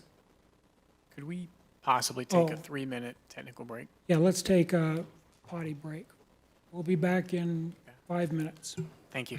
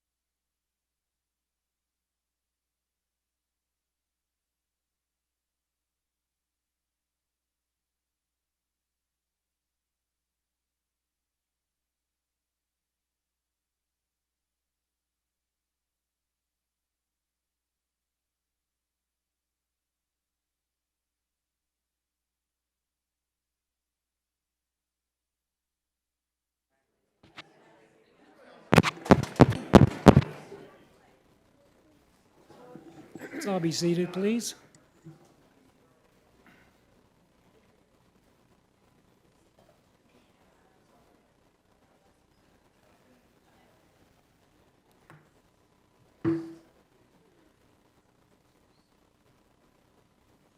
Yep. Marshall.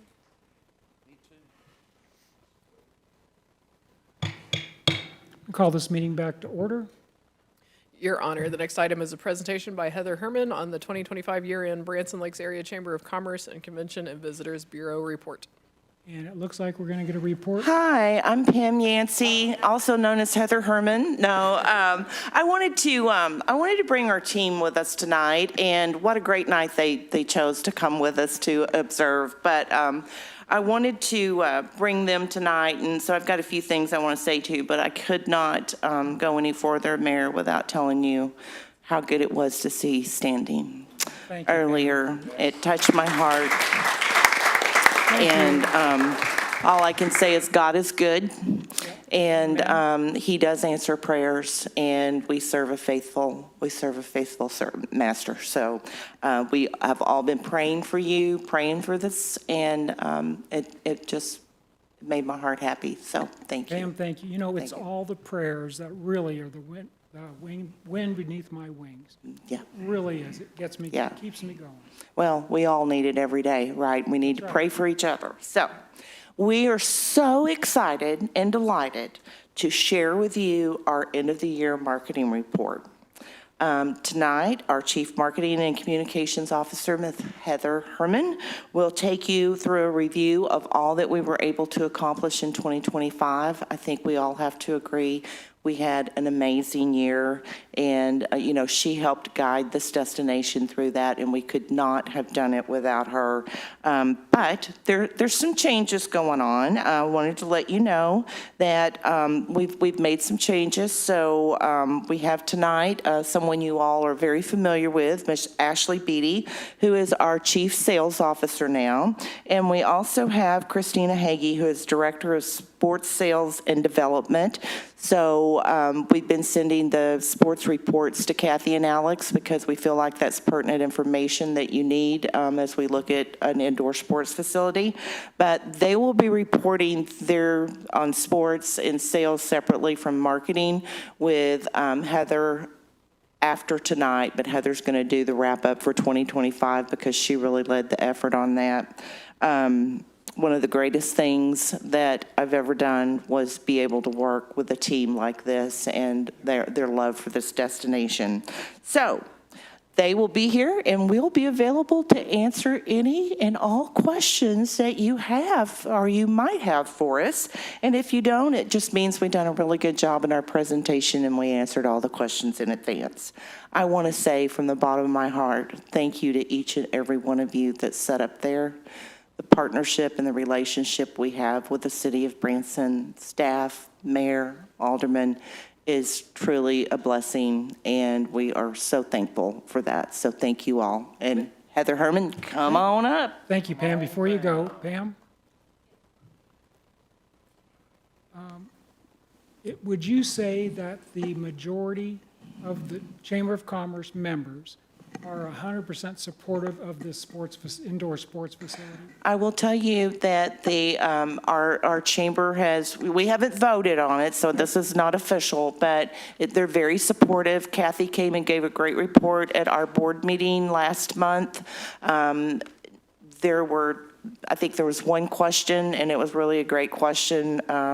And so we're continuing to educate our board, but we understand how important it is for us to have an indoor sports facility as we move forward for this destination. It marks the boxes for a lot of things on, year-round economy, and it's really setting the tone for us for the future. It's going to position us for the decades to come. And we have to think about not only what's going on right here in our own destination, but we have to think about what's going on up the road. There's a city up the road that's voting in April on a convention center. And so we have to think about not only what's going on right here, but we have to think about, what our surrounding area is doing. And we have to stay relevant. We have to stay, we have to be, aggressive, and we have to be proactive, and we have to think about that, because when I walk out the door of the Chamber CVB for the very last time, I want it to be a better place than it was when I walked in. And I want to leave knowing that Branson is in good hands and that the destination is secure for the future. And I think that's why God put me there. And when he tells me I've done that, then I'll go home and sit on my front porch and watch the sun come up every morning. And Clay will talk about me on the radio on Saturdays. But I already talk about you. I know you Thank you, do. Pam. So anyway, but thank you. And we encourage you to look at all options to see how this is possible and viable. We want to make fiscally smart decisions and I know Kathy does as well, and the rest of you. Let's make good decisions, and so that we can all be proud of in the future, and that we can show what we've done here. So, Thank you, okay, Pam. thank you. Heather Herman. Yay, Heather. Hillary said we had 5 minutes. I think we're done. So on that note, thank you. All right, so just to recap, and I'm not going to share all of the details, as Pam said, we're going to go through the whole year. We're not going to go through the whole year. We're going to spare you. It's late already, and you've heard a lot this evening.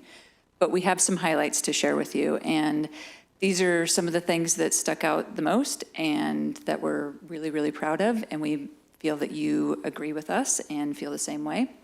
So we worked with Cultivator to create a new campaign, which I know, Marshall, you're very much in favor of. Where My Heart Sings is our new campaign for 2026. It'll be for 3 years, and we got to launch that in Christmas time, and you've all seen spots of those. We continued with connected TV, with traditional TV, and we did a direct purchase with Hallmark. That was the first time that we did that purchase with them, and we saw the results from it. We were able to make that investment with Hallmark directly and avoid the 25% agency commission fee, putting that money directly back into the campaign. And what's really great about those connected TV plans is that we are able to, when the pixel is dropped on those ads, so when you're served the ad or you're served the spot through connected TV or a digital platform, there's a pixel that's placed in there to track it. And then that tracking mechanism is reported back in our digital dashboard.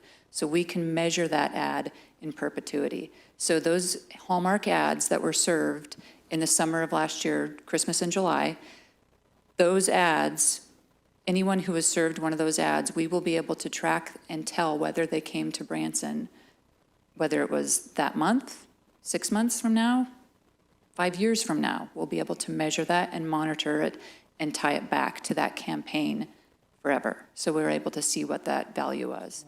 And that makes a huge impact. But we're able to do that with all of that digital placement that we do across all of our platforms. Across sales does the same thing. We do it with sports, so it's organization-wide. And then I know you were all very happy when we pivoted away from the voice of vacation. We can all let out a collective sigh, can we not? Yes. What we did with that was, I'm very proud of our team for coming up with that bridge campaign. It was a bridge campaign that we did not have an agency to pay. We had no money in our reserves to be able to say, let's go out for an agency temporary hold bridge campaign, but our team internally did that. We found a song. It was controversial, we know, because we didn't pick a local musician, but that song spoke to our destination, and it got us through a campaign that was performing better than the voice of vacation during that shoulder season. So we're very, very proud of that fact. We issued an RFP for a new website because, as you may remember, our website crashed at the beginning of last year, and it was a very cumbersome thing. We also started planning for the 250th. We drafted our marketing plan and detailed budget, and we delivered that here to this board in October.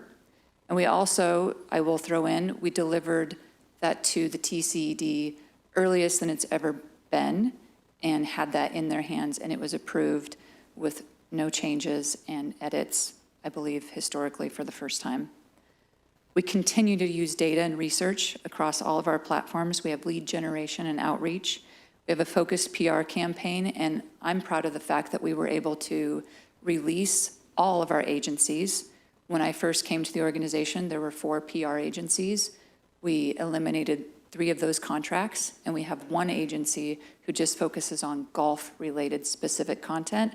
The rest of that work is being handled internally by myself and our PR team. We brought in the Harley-Davidson group, thanks to the mayor and that Saturday afternoon call at Full Throttle. We were able to work with them, and those gentlemen are actually in town right now. Are they? They're spending the night tonight, and they're meeting with the convention center tomorrow to get all the logistics done for the internal space for the Hog Rally. As you mentioned in your address, we had the Today Show on December 6th. We had Fox and Friends with our very own Kathy Stepp being featured. And what that brought was 7.2 million impressions. That's how many people saw Kathy's shining, smiling face at Silver Dollar City. That's a lot. That advertising value equivalency is $1 million. If we had paid for those segments, that's how much we would have paid out of pocket for those things. Ozark Mountain Christmas movie, that pitch was made. We took our shot. We took the opportunity. It came because Pam and I had an opportunity to meet Mr. Bill Abbott. We had a chance to meet with him out at College of the Ozarks and have lunch with him. And then after that, when we went back to our office, he followed up with an email, and I told Pam, this feels like the time. Why not just throw it out there? So I emailed him and pitched him that we wanted to be the home for a movie, and he grabbed it and he took it, and it was the fastest production for a Great American Family movie. And I'm pleased to say that we are now working on the red carpet debut in 2026 for that movie to premiere in Branson before it airs nationwide and globally. And this mayor is in the movie, by the way. Small part. He is, and he plays himself, Mr. Yeah, I played the Mayor mayor. Larry Milton. Had to study for the. That was one of the things that we actually wrote into the agreement, was that we had some people that we knew. First it was, and I know we're not talking about 2025 now, but we said we don't want the name Branson to be changed. It needs to be the city of Branson stays the city of Branson, and faith is a big focus of that. So nativity scene was up, those decorations stayed. It's going to be great, and I know Bill Abbott has reached out to Pam and told him how really wonderful the production is coming along, so we think it's going to be one of the best. But it's not just marketing. We also have a wonderful sports team, and they were able to bring in 42 sporting events that they supported. This means $70 million in economic impact, and that growth was 19% over the year before. Play Easy, the destination of Branson has been considered one of the top viewed destination profiles, top 5 in the country, big recognition for them.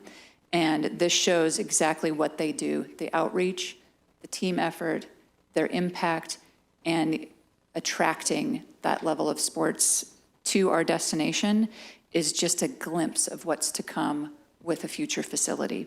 Heather, excuse me, did you say that the sports, repeat that what, the sports did what to generate 70 million?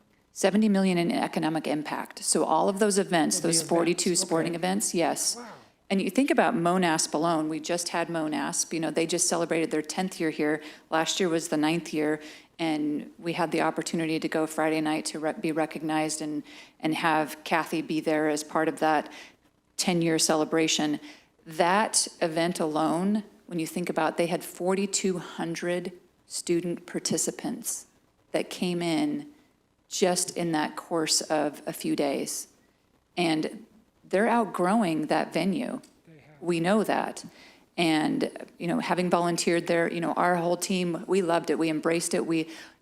Almost each one of our team members went and volunteered last year and this year. And that's one of the reasons they continue to come back, is because Christina leads a team of really wonderful, friendly, welcoming team members who love sports. But then also, yes, MONASP is an incredible one. They love Branson too, because it has all the things that they want.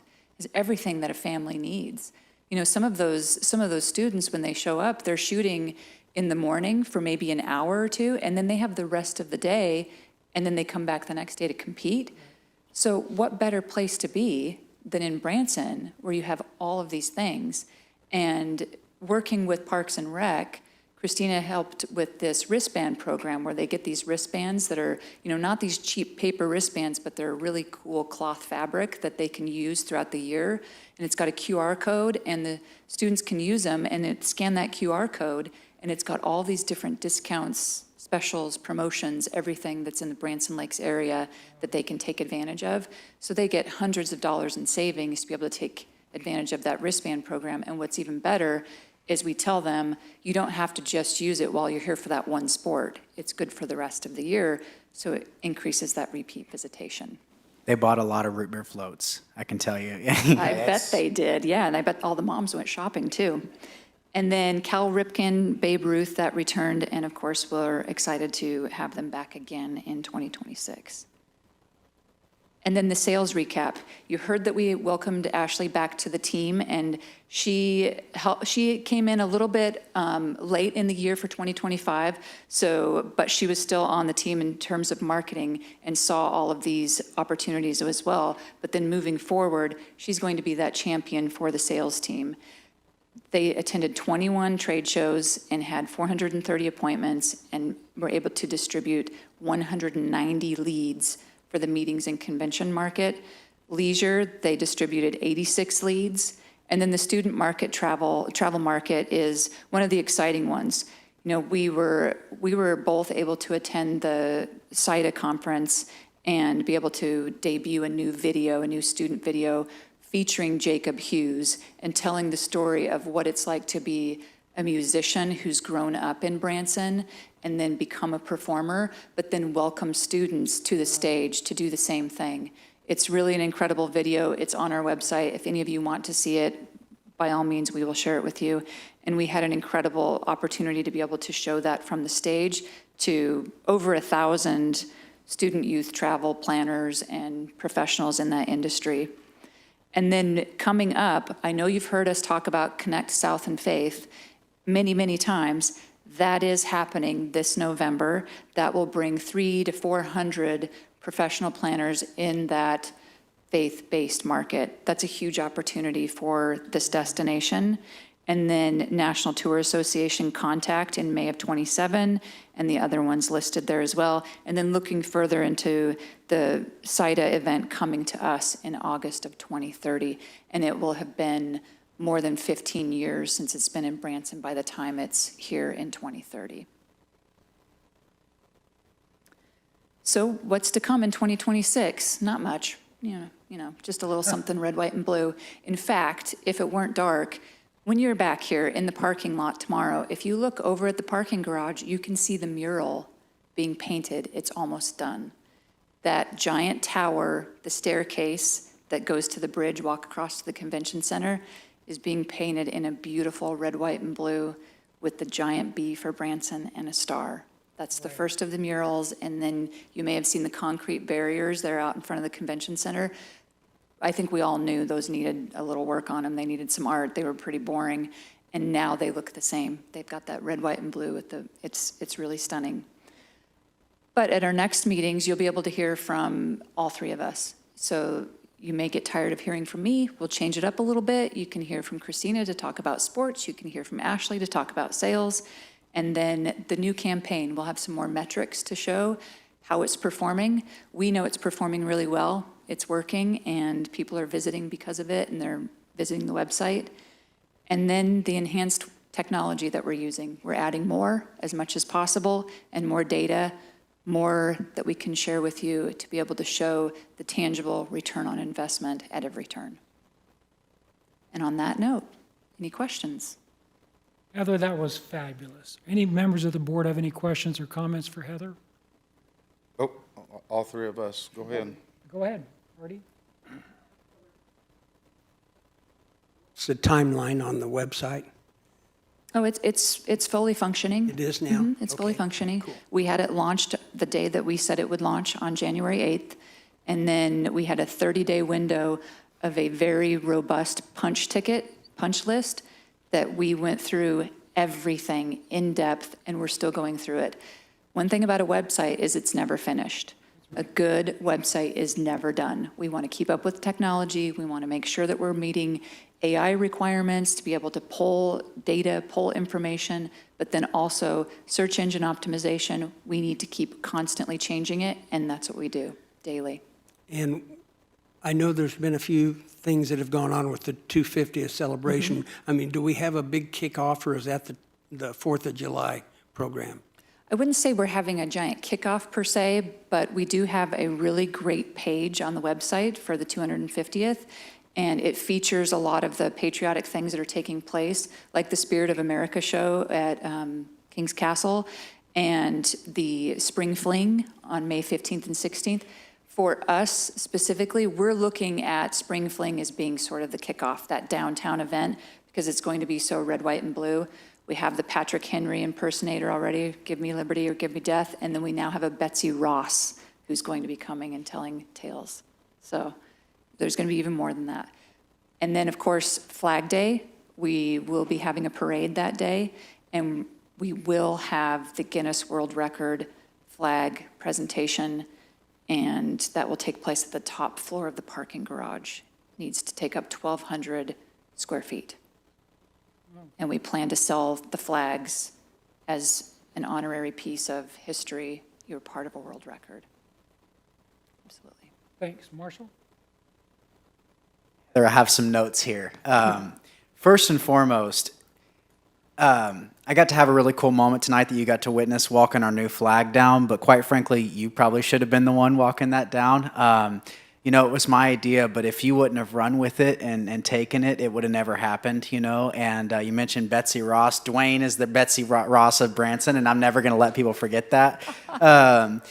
You know, he just designed an absolutely beautiful flag, and I think it's going to fly high in this community for many, many years to come. And we're maybe working on another initiative that we could possibly continue to do some amazing things with our town.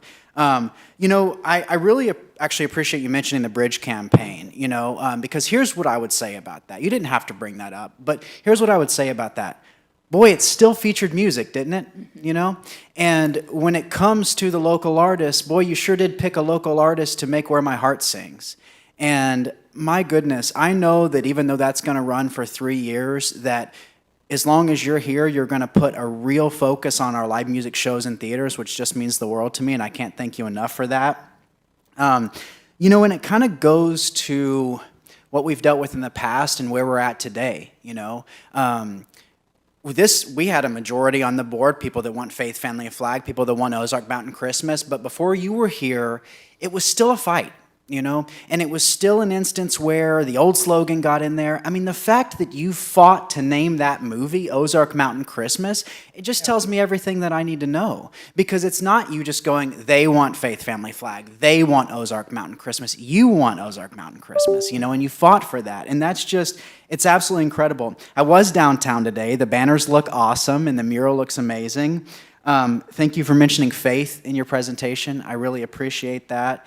It does, to use an analogy, it does my heart good to know that Where My Heart Sings is performing well and it's working, because I knew it would. But as we talk about being more data-based, it's just incredible and sends me over the moon to hear that. The student resource video with Jacob Hughes, everybody's got to see it. That's a requirement. It's incredible. It'll bring tears to your eyes, you know, and the fact that that was shown to so many people is just amazing.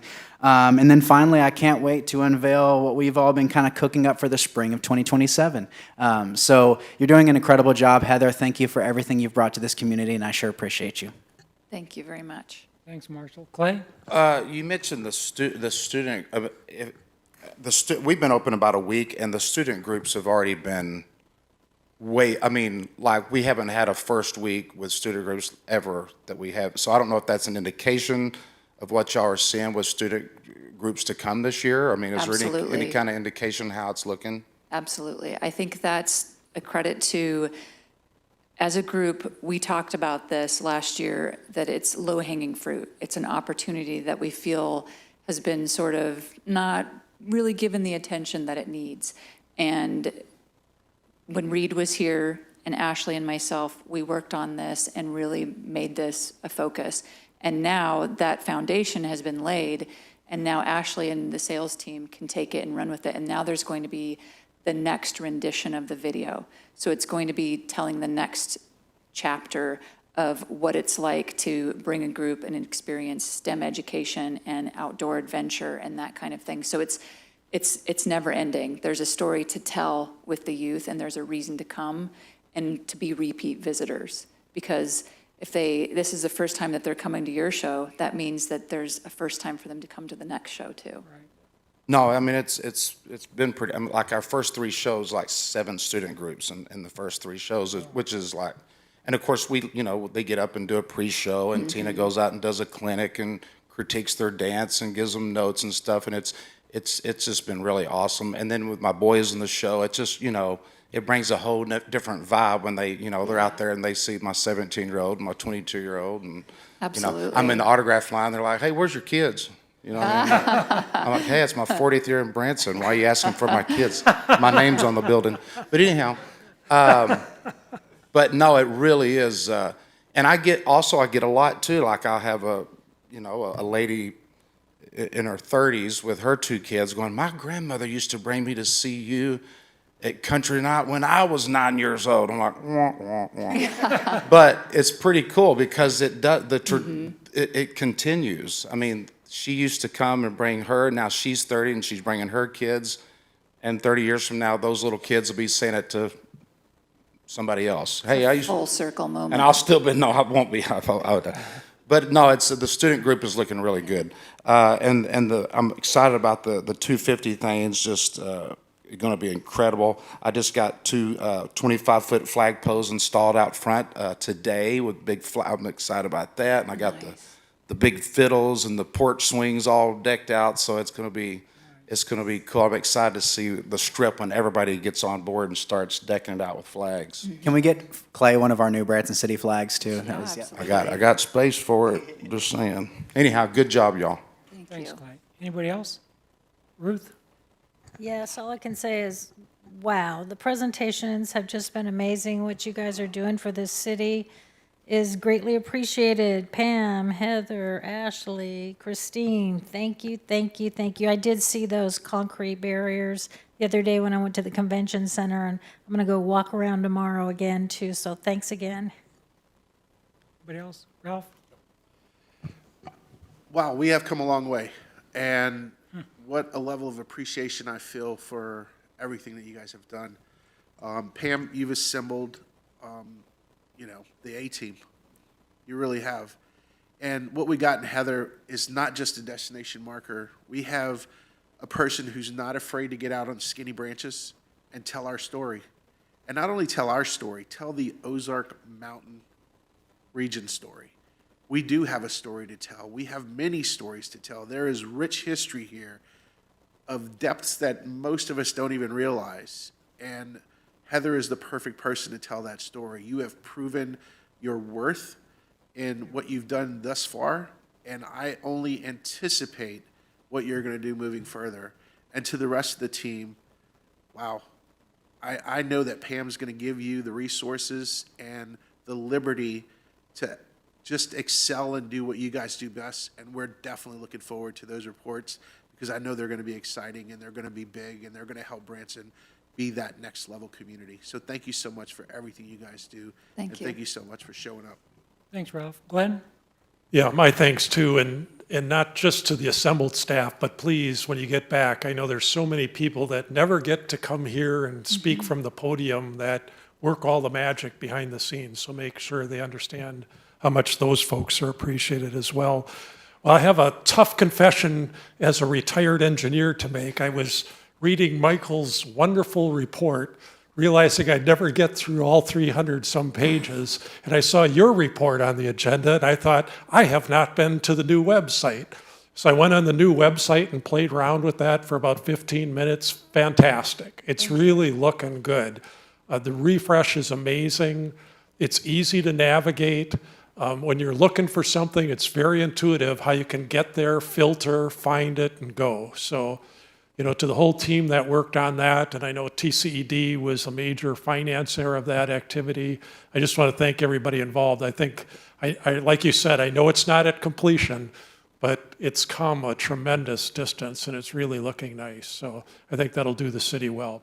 Thank you. If you had said that you went to the website the first meeting of February, I would have probably hid right down there. I understand there were because some it was- hiccups, yeah. It was a struggle. It was an everyday situation, and there were some really, really difficult conversations that we had with our vendor because we felt that on some areas, we didn't get what we were told we would get, and it was a lot of pushback and really challenging conversations. And at one point, I'm not afraid to admit that I bypassed everyone on our team and went straight to the CEO and got our situation remedied within 24 hours. Good, good. Well, the Because- results speak for it, so Because thank you very much for that. that's why I'm here. Yeah. So, One other thing I just wanted to suggest is, when we look at our financial reports here in the city, at best, they're a very lagging indicator in terms of how the city's doing, right? We're usually a month, 2 months behind,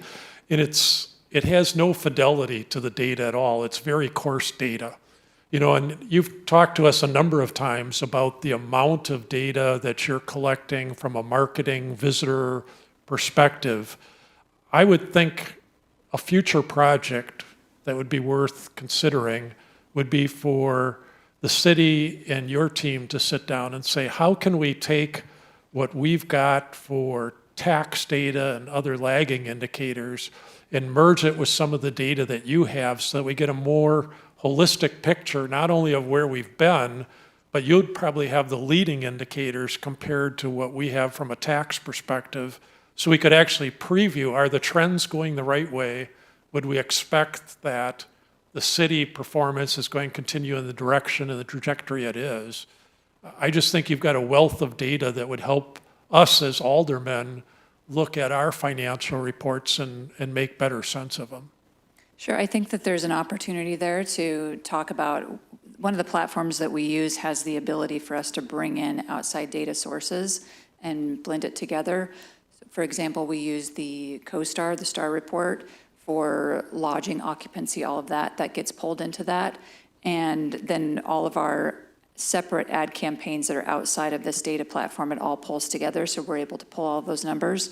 The interesting thing about travel and tourism is there is no predictor, right? If we all were able to predict what was going to happen in terms of travel and tourism, I think it would be a completely different world, because everything shifts with politics and economy and so many things. Gas we can prices, we can only speculate so far. And then we, of course, keep our finger on the pulse of what's going on at the nationwide level with Brand USA and seeing what the kind of travel indicators are with all of that.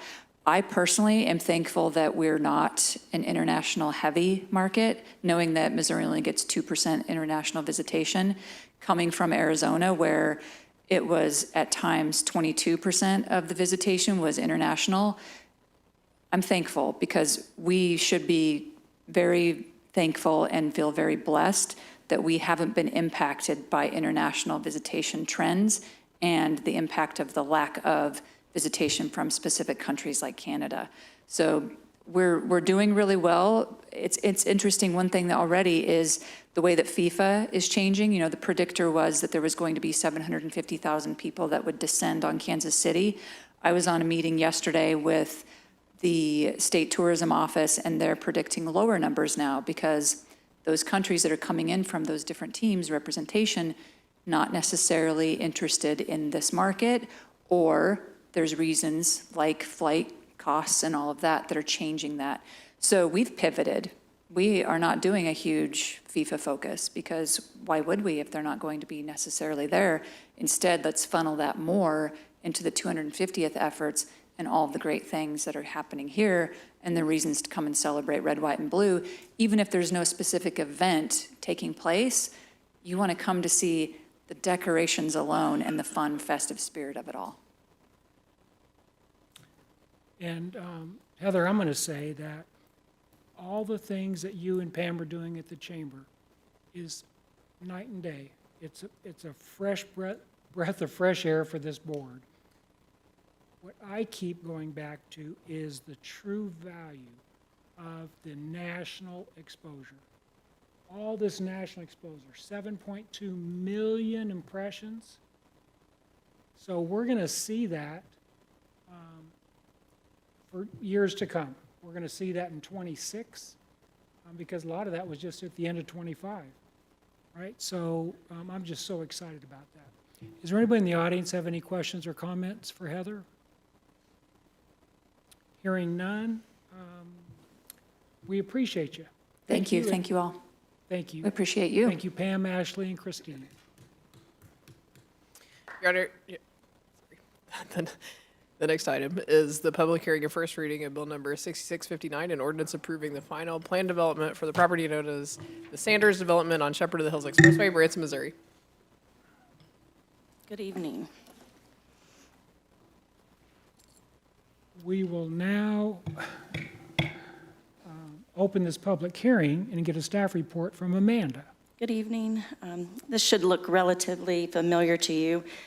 We brought the preliminary plan development to you in February for the Sanders development, and tonight we are going to take a look at the final plan development. So the owner applicant, Noah Sanders and Patricia Sanders, this is the final plan development to operate in conjunction with the Promised Land Zoo to support the daily operations and ensure the ongoing care of the animals. It is currently zoned community commercial. We have met our legal advertisement requirements. Here's an aerial of the location. It is currently zoned community commercial. We are proposing a planned development, which you'll see here now would change to the light blue color. The existing land use is vacant. This aerial shows you that you do have your sewer and water on the property. Parcel 1 is going to be commercial agritainment. Parcel 2, caretaker's quarters. Parcel 3, high-density residential and agritainment. The Board of Aldermen, you guys approved the preliminary plan development February 10th, and the Planning Commission recommended approval on March 3rd. So staff is here tonight to recommend approval. Mr. Sanders is here and would like to address the board if that's okay. You bet, thank you. Mr. Sanders?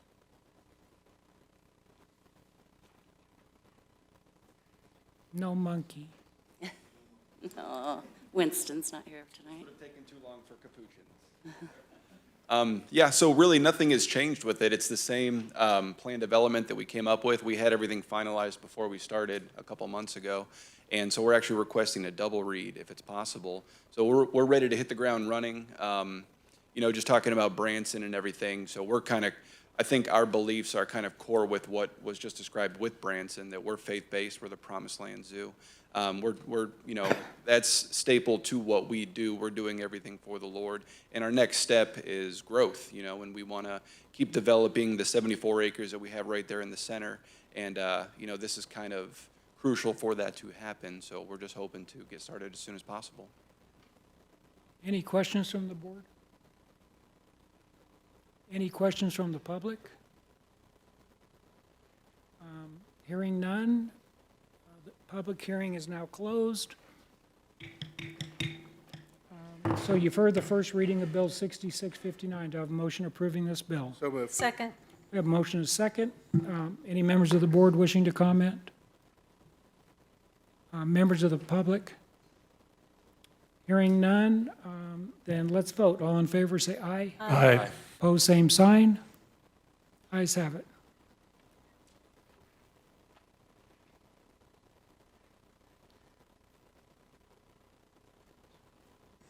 He was I don't think requesting- we're, I'm sorry. The applicant was asking for a double read. Yeah. If you guys, Is there a reason, what's, well, I think he's just ready to get his project started. He has been to Planning Commission and now back to the board twice. So this would allow him to get moving on something that has taken, I think, almost 2 months or so to get through. Mr. Mayor, I make a motion for a second read due to time. Second. We have a motion and a second to have a second read. Any discussions from the board? Any comments from the audience? Hearing none, let's vote. Oh, go ahead, Clay. I don't know. I mean, Go ahead. we just talked about this double read thing, didn't we, a few weeks ago? I mean, I don't know how I feel about it, but My I only have no, comment. I have no problem with this. Just go ahead. My only comment would be, you know, as was stated, there's been multiple public hearings, multiple opportunities for the public to speak up. There's been zero objections, zero comments. I don't see really the value in hosting another meeting to drag this out any further. Any other members of the board? Hearing none. So we're going to take a vote to have a second read. All in favor, say aye. Aye. Opposed, same sign. Nay.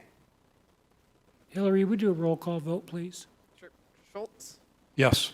LeBlanc, Yes. Denham, Yes. Cooper, Yes. Howden, No. Lucas. Yes. The result of the vote is 5 yes, 1 no, motion carries.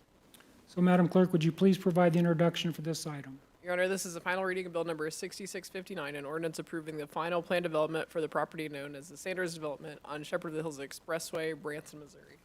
So moved. Second. Okay. Any members of the board wishing to speak regarding this matter? This is the final read for this bill. Any members of the public have any comments?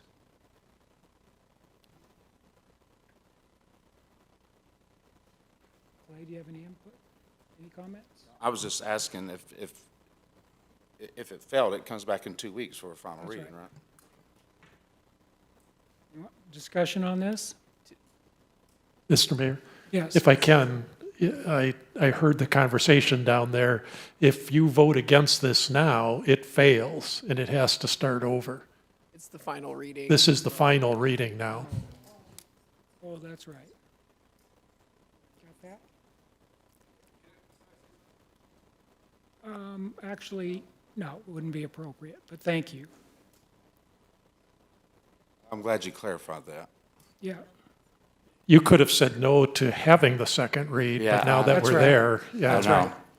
So Madam Clerk, would you provide a roll call vote for the second and final read, please? Schultz, Yes. LeBlanc, Yes. Denham, Yes. Cooper, Yes. Howden, Yes.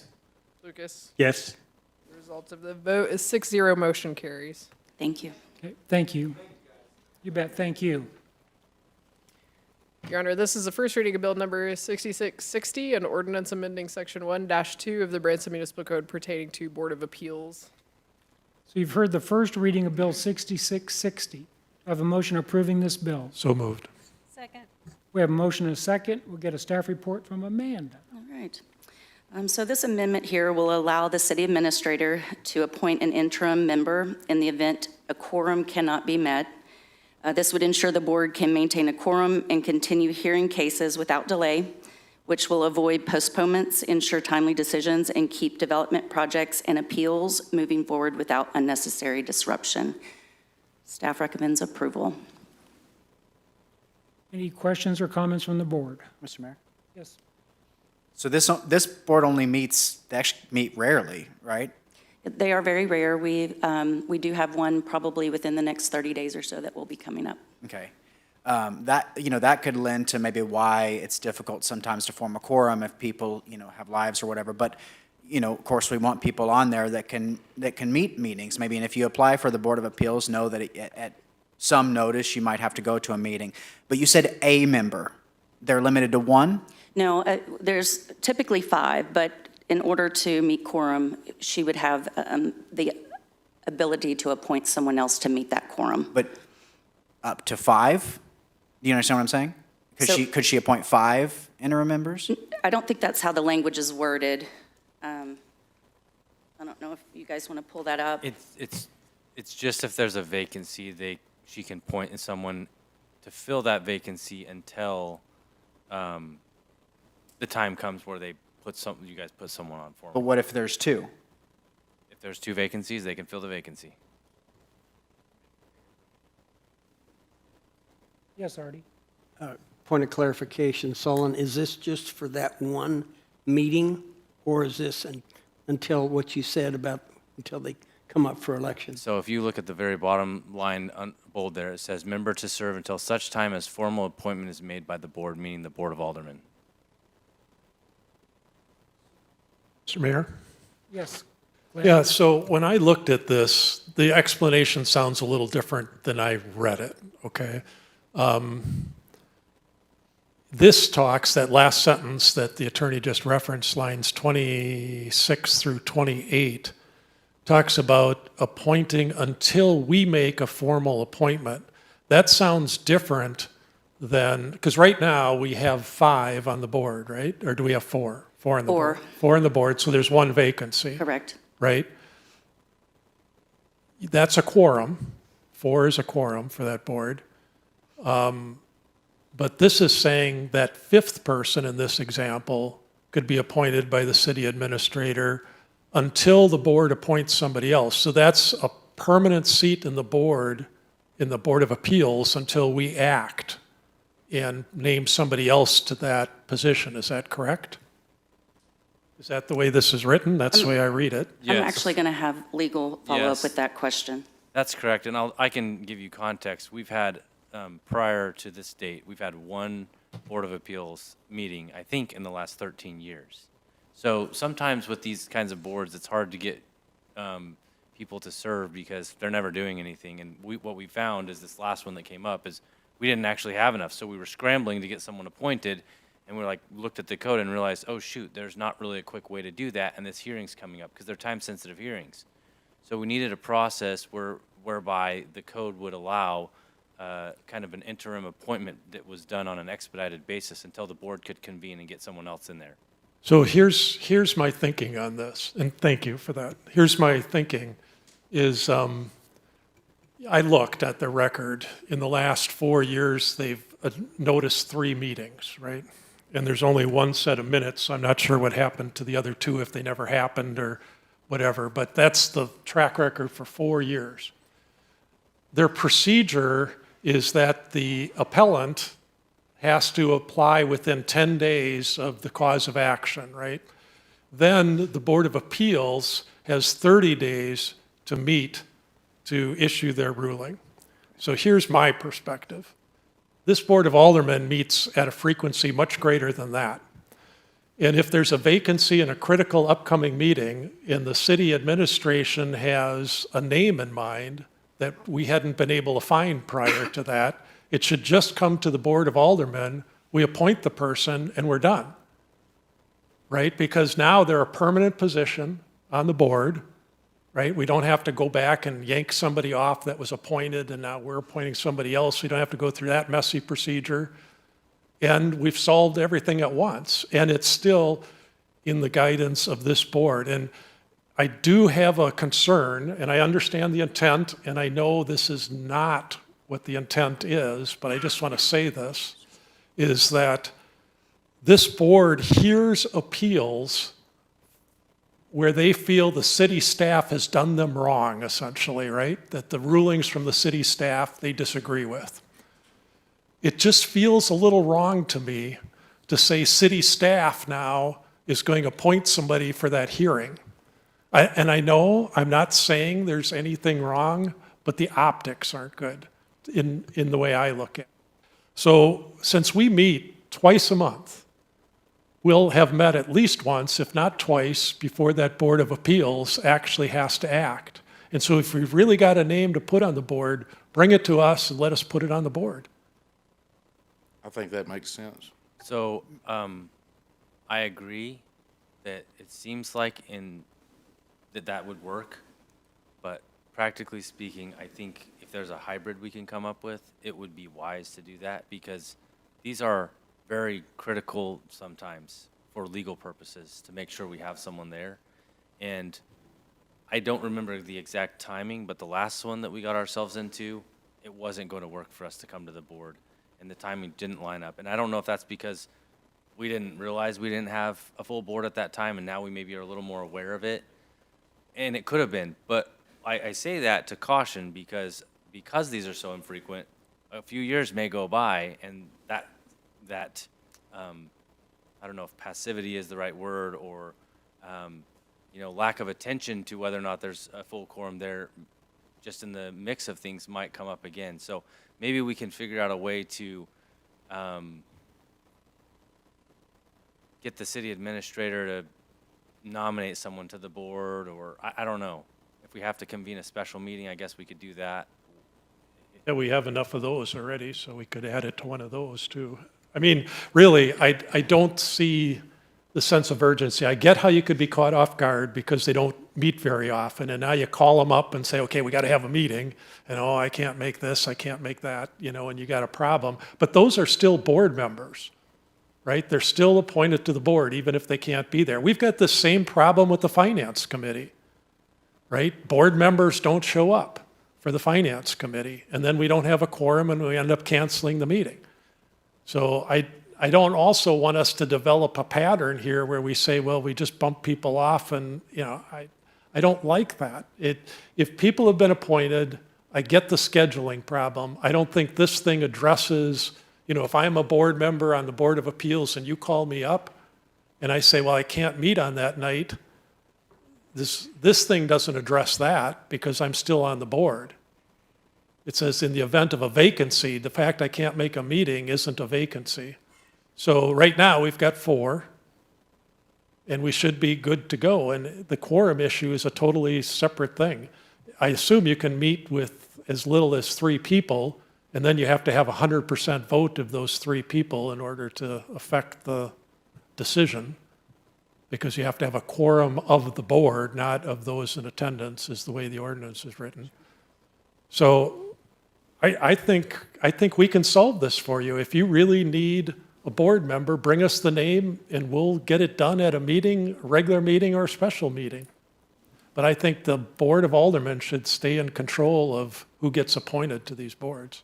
I'll just say one more thing about that, Glenn, and you may know this already, but there are a lot of actual positions that hear appeals. There are hearing officers in the city for similar types of appellate procedures that are appointed by the city administrator. And, those are often run by directors. And so, yeah, it does seem a little bit weird, but that is actually the point of an administrative hearing, is that it is done by the executive.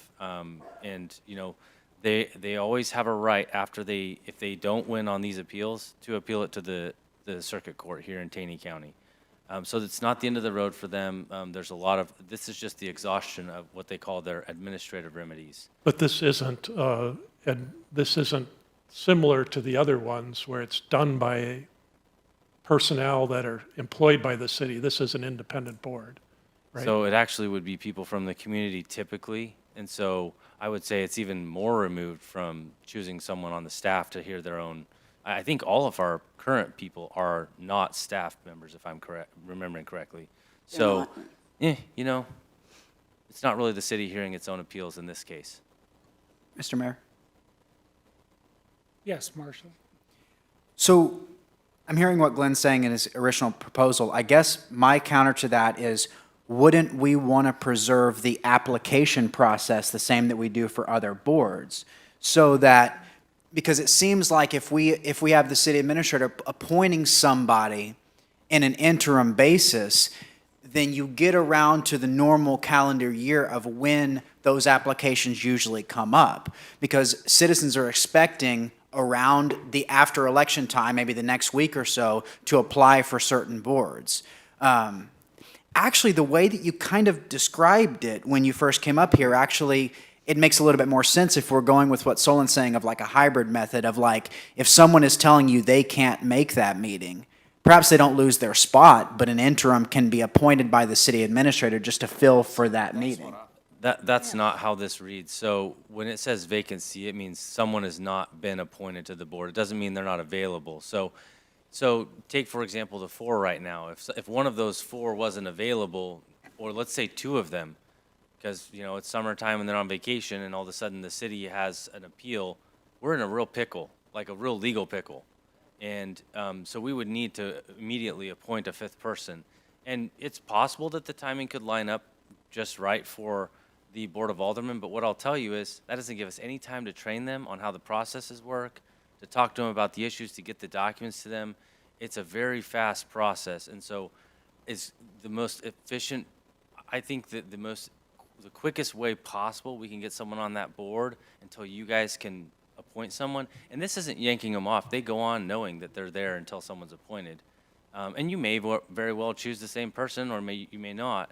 But I don't think you're not going to be voting to take someone off. You're never going to be voting to take someone off. You're just voting to put someone on, and then the other person automatically is done with their service. So that's why I kind of like the original language, because it preserves the applications process, which, to Glenn's other point about the visualizing of impropriety or whatever, then you have an applications process where citizens can apply to those boards. So that's kind of why I lean towards the initial wording, I guess, at this point. Mr. Mayor? Yes, Ruth?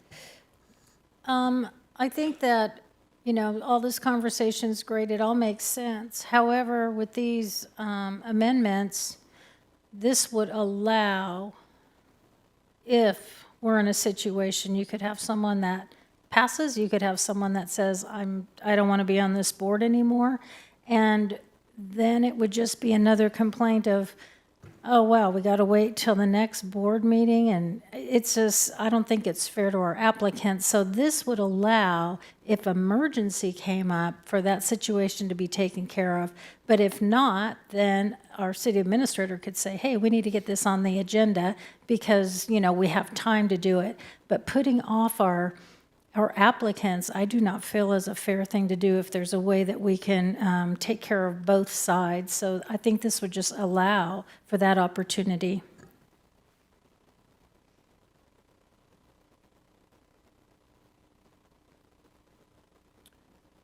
Any comments from anybody in the audience? Hearing none. Board members, any further questions or comments? So then we're going to take a vote, and Hillary, would you mind doing a roll call vote, please? Sure. Schultz? No. LeBlanc? Yes. Denham? Yes. Cooper? Yes. Howden? Yes. Lucas? No. The result of the vote is 4 yes, 2 no, motion carries. Thank you. Thanks, Amanda. Your Honor, the next item is a resolution of the Board of Aldermen of the City of Branson, Missouri, setting forth the facts and reasons for the necessity to amend and increase the city's annual budget for fiscal year 2025. A motion adopting this resolution. So moved. Second. Motion is second. Staff report from Allison. Good evening. You have the 2025 year-end budget amendments in front of you. This is to amend the debt service funds and our convention center fund. The convention center fund is for our contractual services. These contractual services were approved at a finance committee meeting and then brought before the board during the year.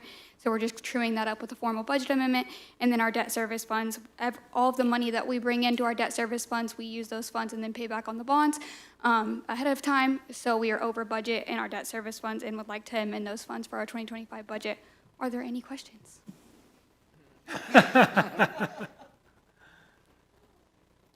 Mr. Mayor? Yes.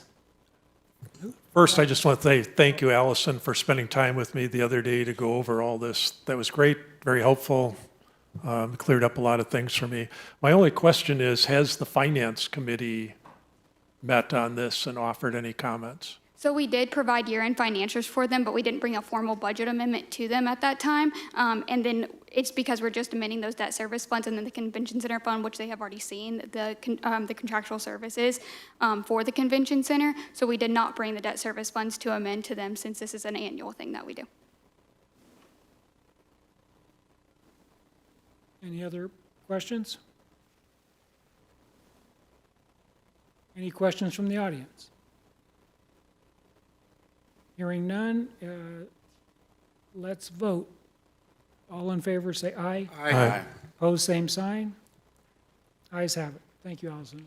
Your Honor, this is the first reading of Bill Number 6661, an ordinance amending the adopted 2025 budget for the City of Branson to adjust monies for the mandatory redemption, waterfall, debt service, payments, transfer, and other expenses in various funds. You've heard the first reading of Bill 6661. Do I have a motion approving this bill? So moved. We have a motion and a second. We'll get a staff report from Allison. Ditto. Same report. And just so the audience knows, this board has received all these documents on Friday. So we've had the opportunity to go through all these and understand what it is that Allison is sharing with us. Any comments from the board? Hearing none, let's vote. All in favor, say aye. Aye. Opposed, same sign. Ayes have it.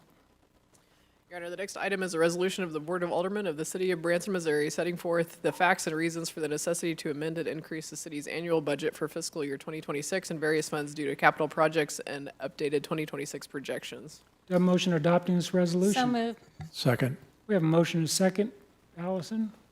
Good evening. Here we have the 2025 capital rollovers for 2026. The reason that we're bringing these capital rollovers to you is because they were not encumbered in a contract or a project at the time. These are projects that we are currently working on. We just have not sourced a vendor or went out to bid for these projects. Therefore, we don't have an encumbrance to carry forward those funds for 2025, so we have to bring it to you in a formal 2026 budget amendment. The only project that is included in this capital that was not in your 2025 budget is a parks project for Alexander Park, and I want to bring up Cindy to kind of explain that project more so you have an understanding of the item that is in addition to our 2025 capital.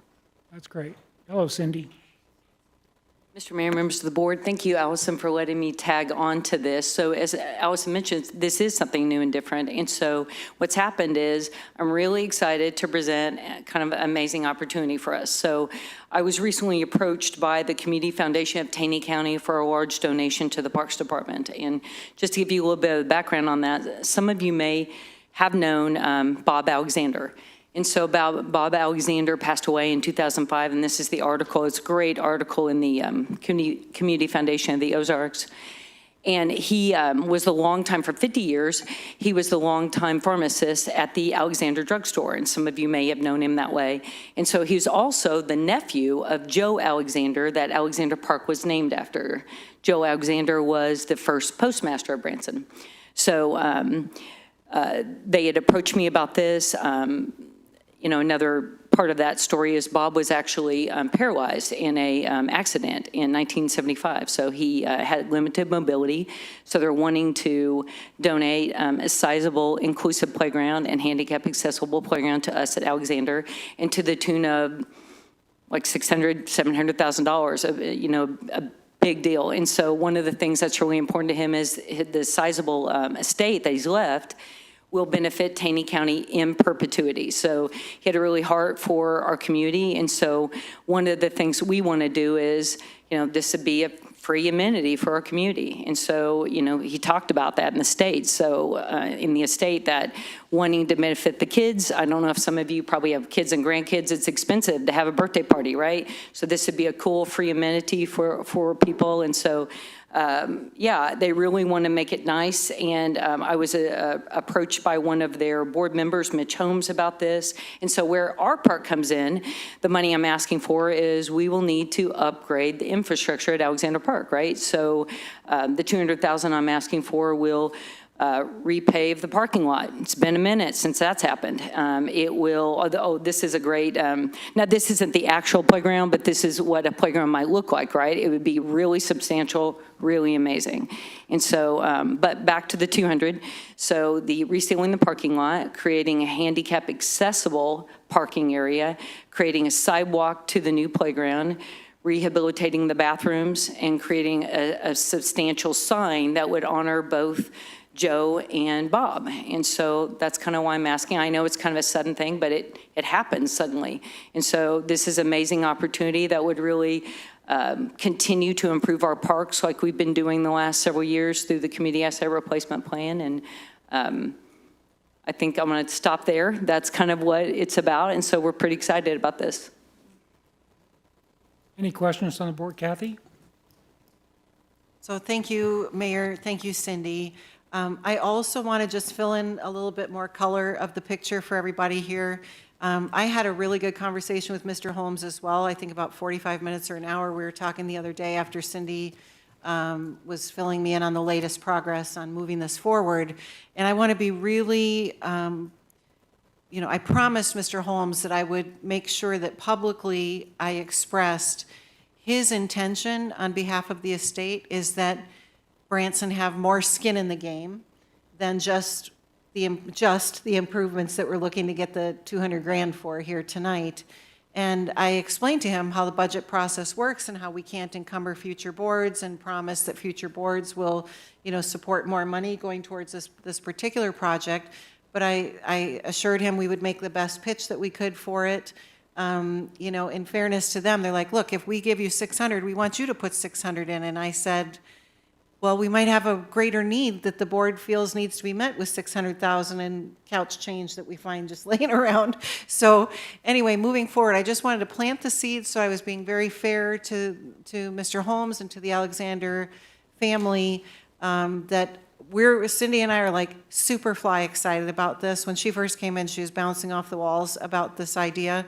It is so generous and an extraordinary commitment and a legacy that will go on long after we're all gone. But at this time, we felt very comfortable bringing the ask to you of the 200,000. And I also assured him that the value of the work that we'll be doing, because our teams end up doing so much in-house, is way more than 200. If we had to bid that outright and pay for it, it'd be very different. Maybe we would be close to that match. But anyway, I just want to make sure you knew the whole conversation. And we're very, very thankful for this generous offer. Any other members? Yes, Mr. Mayor. Yes.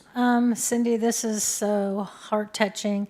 I had the opportunity when I worked here, Bob served on Board of Adjustment for a long time, just working with him on different boards. What an amazing man, and what a thoughtful thing for this family to do for this city. So thank you so much for presenting this tonight.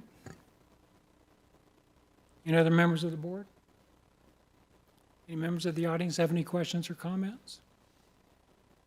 So Cindy, we're looking at a $800,000 investment in Alexander Park. Is that correct? Yes. Probably that's the minimum. They may even be looking at going up more than that. Okay. So with that 800,000, the city's going to kick in 200,000, which is 25%. I know that if the Alexander family wasn't proposing this, within our capital revitalization program for our parks, we would be putting additional money into Alexander Park, Yes, that's true. right? So, and I'm not sure how much we would be putting into it, but 200,000 doesn't seem out of the range. Yeah. So in saying all that, this appears to me that if we approve the 200,000, now this 200,000, for clarity, is in addition to your budget. Is that correct? It is. It's not part of our community asset replacement plan. So I had originally told Mitch that we would be looking to budget this summer for that. And so Kathy was extremely excited about that and excited about the opportunity and was looking for a way to, make it happen sooner, right? Because this is amazing for our community. And so that $200,000 would be, kind of part of this, what Allison's proposing. But as Kathy mentioned, just to double down on that a little bit, our department's kind of known for our sweat equity, right? We're known for stretching a dollar. And so I was just talking to Jim Cartwright today, and one of the cool things about that park is there's lights there. And so there may even be an opportunity like that playground. Well, the first thing we do is switch out those lights for LED. That wouldn't even be part of this 200,000. We would just absorb that. So I've told the same thing to Mitch, that, there would be, we'd be doing everything we can to improve that park. So I think we'd be putting that back into it. We just, as Kathy said, can't promise that we're going to have a bigger financial stake in it. But if we're able to continue to get money in the community asset replacement plan for next year, obviously a portion of that would have been carved out to Alexander Park, just like we're doing right now for Iserman and the skate park and all of those things. That's right. Marshall? Cindy, I'm a broken record, but on the Trails Connectivity Initiative, one of my dreams in connecting all the trails, because we'd have to go through Alexander Park, is a little pedestrian footbridge over that canal that we could have that go running through the FEMA lot, and then, right? So I don't know if that could be mentioned to the family or something. It's a neat little initiative For that sure. could be a cool thing, and could really help with the trail connectivity, because otherwise you're going to have to be climbing a big hill up where there's a lot of traffic off Cliff Drive there, and a little pedestrian footbridge over that canal could give not only some great connectivity, but a really neat sort of even photographic element with the lake in the background, to sell the initiative of our Connected Trails. So. Sounds great. Marshall, thank you very much for that. Any other questions or comments? Ready to vote? All in favor, say aye. Aye. Opposed, same sign. Ayes have it. Thank you. Thanks, Cindy. Your Honor, this is the first reading of Bill Number 6662, an ordinance amending the adopted 2026 budget for the City of Branson to increase the city's annual budget for fiscal year 2026 and various funds due to capital projects and updated 2026 projections. You've heard the first reading of Bill 6662. Do I have a motion approving this bill? So moved. We have a motion and a second. Staff report from Allison. And this ordinance is just to back up the resolution that you just approved. Okay. Any questions from the board? Questions, comments from the audience? Hearing none, let's vote. All in favor, say aye. Aye. Opposed, same sign. Ayes have it. Thank you. We're at the report section of our meeting. Thank you, Allison. We'll start with Alderman Schultz. So first of all, Mayor, thanks for the great city update. It's another great one, and I love the bunting. I think we should keep those year-round. Makes a great background. But really, it's always good to, hear it all in one message as to how many things have been accomplished. It's so easy when you're running with the day-to-day issues and the meeting-to-meeting issues to sometimes think things aren't really happening. And when you hear your speech summing up all the things that really have happened, it kind of brings it all home. So thanks for another great speech, and it was nice to see such good attendance here today, too, for that. Thanks, Glenn. And I love the choir, too. Make that a regular event. Yes, yes. Hey, I was out at Elevate Branson when they were placing the tiny homes on the foundation, so it's just great after all this time. Yes, go ahead, applaud. Go ahead. After all this time, that finally 8 are on their foundations, and I imagine they're busy with their inspections and getting things wired up and plumbed up, and hopefully in no time at all there'll be residents in those wonderful homes. If you've never looked at those tiny homes, don't dismiss them. Get inside of one and look at it. You will be amazed what a nice home that is. It's a single-bedroom home, but it's a great home. It's really got some nice amenities in it. So really happy for Elevate Branson, and thanks to all the staff that made sure that everything was ready for them to move forward on that. Beth and I attended the Christian County Sheriff's benefit at the Nashville Roadhouse here on Sunday. Man, that was a fantastic event. Stevie was just rocking the world for that one. And it was a long one, too. So for an event where all the money went to the families of the sheriffs, man, you missed a great show. That was a long show, a lot of acts, and a lot of nice music, and even audience requests, which you don't often see in stage shows. So Stevie and his team just did a wonderful job. Sheriff Brad Cole spoke at it, gave a little context about what happened and the families that have to suffer through that. And then what I thought was really neat was our state representative, Brian Seitz, was there, and he gave just a wonderful gospel message of Christ from the stage, just laid it out there, just a beautiful message. We heard about the comments ramping up for the 250th anniversary. I love the stylized B logo and the flag on the convention center parking lot. Looking forward to more of those. It really does dress up downtown in areas that you really didn't think about much, and now suddenly it actually draws your attention to it. So that's nice in that way, too. Looking forward to the June 14th Guinness World Record event. I know I've been talking with Pam about that. She's left already, but that sounds like that's going to be a good one. Then I just want to plant another seed. We've talked about murals for the event, which is great, but we also have a lot of other great artists in our community that are world-renowned artists. And one that came to mind, I was out walking and I ran into him when I was walking, was Tim Cherry. Tim Cherry is doing a sculpture right now that he calls Free Bird, which is an eagle draped in the 1776 flag. And he's got it in clay and he's about ready to start doing the brass castings. But when you look at his collection of art, he also does very large things for communities. And I wonder if there wouldn't be an opportunity for us, like on a roundabout, which is very popular in Europe, by the way. Almost every roundabout in Europe has some major art piece in the center of it. You know, if we couldn't do something like that also tied to the 250th birthday. It might get there a little late with all the other celebrations, but I think there would still be a chance. You know, it just might be something we would think about. I think that would be a really cool addition to the city, and it would be there for generations. You know, we enjoy all the statutes and things that we've got for our veterans memorials. Those are always picture stops for people. You always see tourists all around those things taking pictures. We could do a few more of those with some new cast art as well. So just something to think about. That's it for me. Thank you, Mr. Mayor. Thank you very much, Glenn. Ralph? Mr. Mayor, thank you so much for delivering the address that you delivered tonight. A true testament of true grit. The inspiration that I felt in that moment was bar none. So thank you for standing up. Thank you for standing up for the city. Thank you for standing up for the residents. Thank you for standing up for the staff.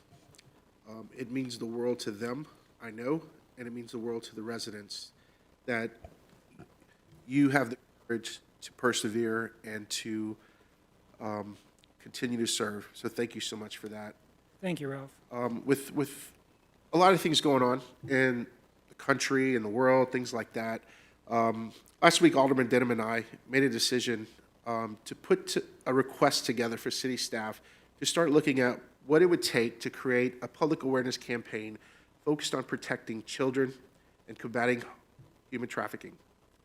What we envisioned is a program similar to See Something, Say Something that was initiated after 9/11. See the Signs, Save a Life, a Branson and Tri-Lakes regional initiative to protect children and combat human trafficking. These are moments in leadership where we're called to address what's uncomfortable, not because it's easy, but because it's necessary. And I've always believed that safety begins with awareness, and awareness begins with courage. So today, Alderman Denham and myself are requesting a citywide and regional initiative that speaks directly to one of the most serious and often unseen threats in our community, child abuse and human trafficking. This effort is a simple message, but a powerful impact. See the signs, save a life. Because the truth is, these crimes don't happen in the shadows alone. They happen where people stop. They happen when people stop paying attention.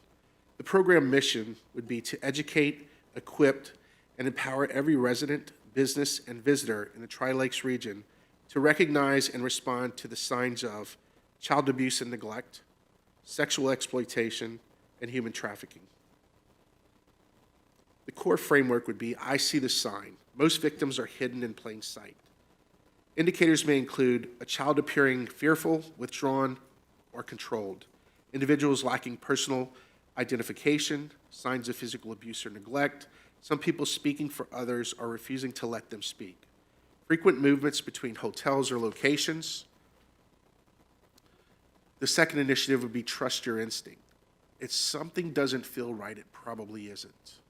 I've heard countless stories in our community where people have witnessed things that were uncomfortable. They felt it in their gut, and they acted upon it, and it turned out to be something that needed to be taken care of.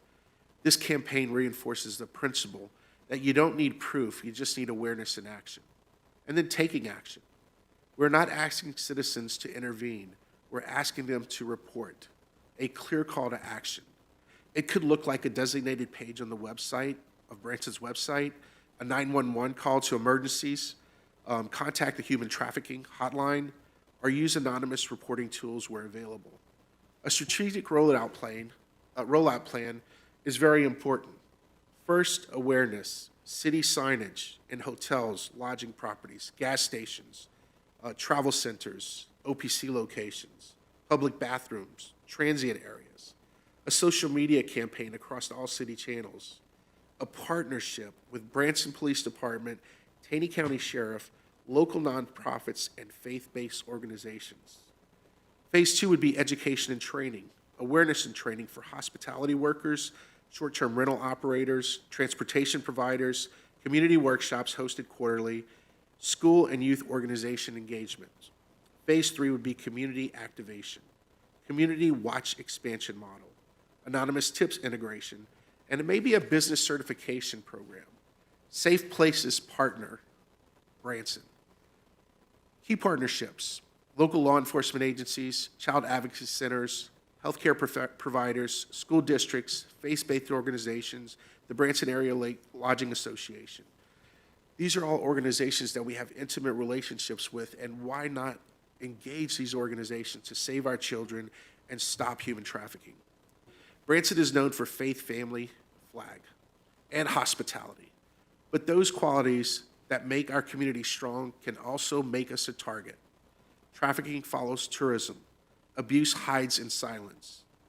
And the most dangerous phrase we could ever say is, "It doesn't happen here," because it does. It's not a political issue, it's a human issue.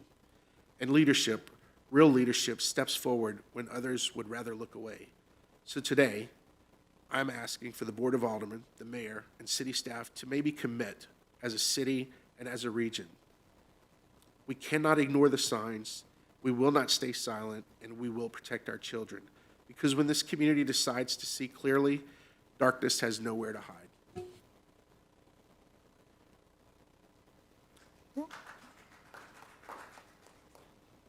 Ralph, you have my full support. Okay.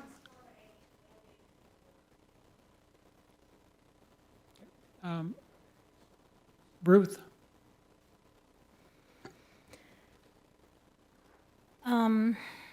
Thank you, Dr. LeBlanc. I look forward to working with you as we move forward. Dr. LeBlanc, Representative Seitz, and myself were on the corner and supported Trey's Law, the event. And one thing I can say is the three of us are not afraid to talk about the difficult things that people don't come out in the open and talk about.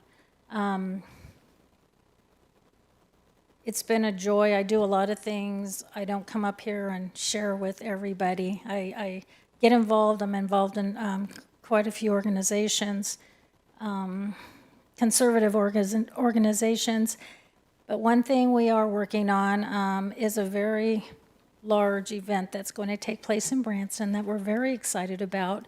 Going to meet with the mayor and city administration and have the conversations, and when we're ready to put it out to the open, we will be excited to do so at our Board of Aldermen meeting. I want to thank everybody for the support that you have for this community, and thank you, Mr. Mayor and city staff. I know it was not easy to put this event together tonight, but you guys did it again, and it was even better than last time. How will we do that? I don't know. But thank you, Mr. Mayor, for your leadership, for this board, and all aldermen and city staff for all the hard work that goes into what we're able to discuss tonight. So I'm very proud of being a part of this city. I look forward to moving to just going on and doing greater things with this team. Thank you so much. Thank you. Your turn. Well, thank you, Alderman Denham and LeBlanc. I'd be glad to support the initiative to save the kids. Whatever we can do to help, that's awesome. I love to hear that. And also, just wanted to say, the C of O choir was incredible. Yeah. I'd love to get them at the Clay Cooper Theater for Veterans Day event, if anybody's listening. And the chamber report, that was impressive, Yeah.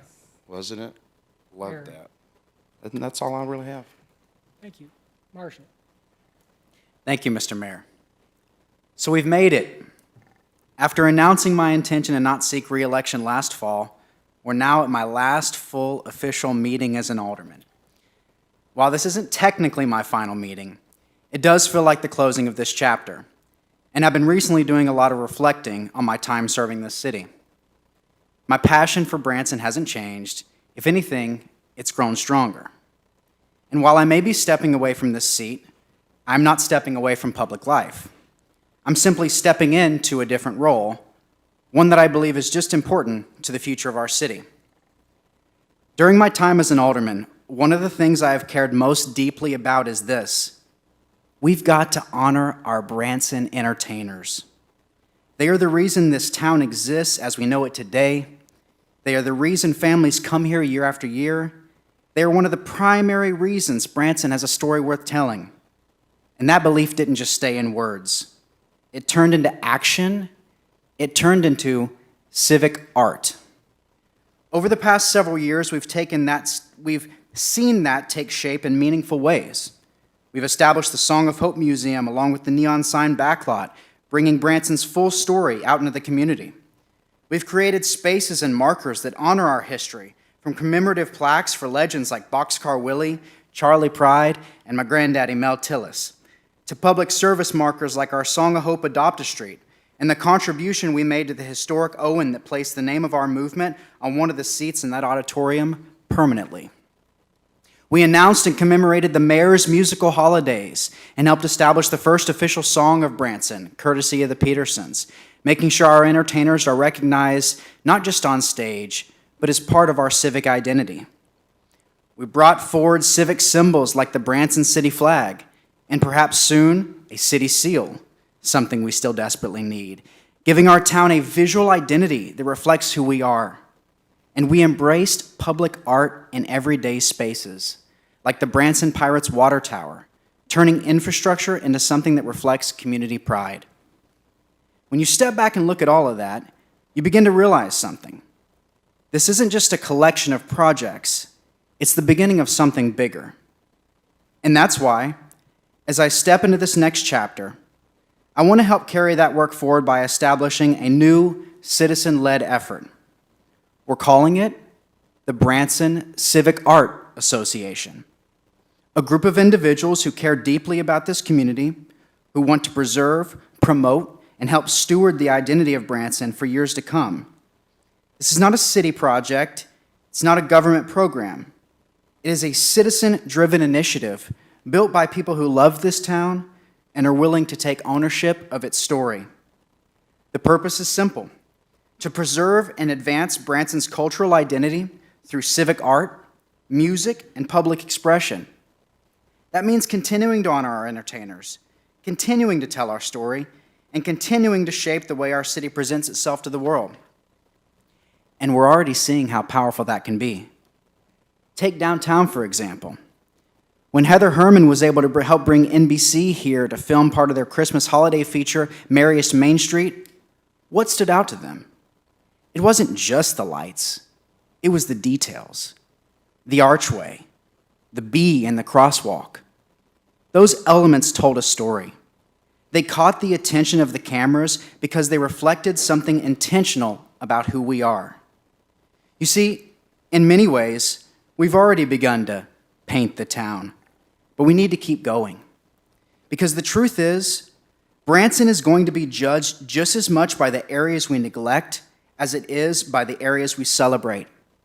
I've always said that Highway 76 will be judged just as much by its dilapidated sections as it is by its beautiful ones. And that's why this matters. But just as importantly, it means stewardship.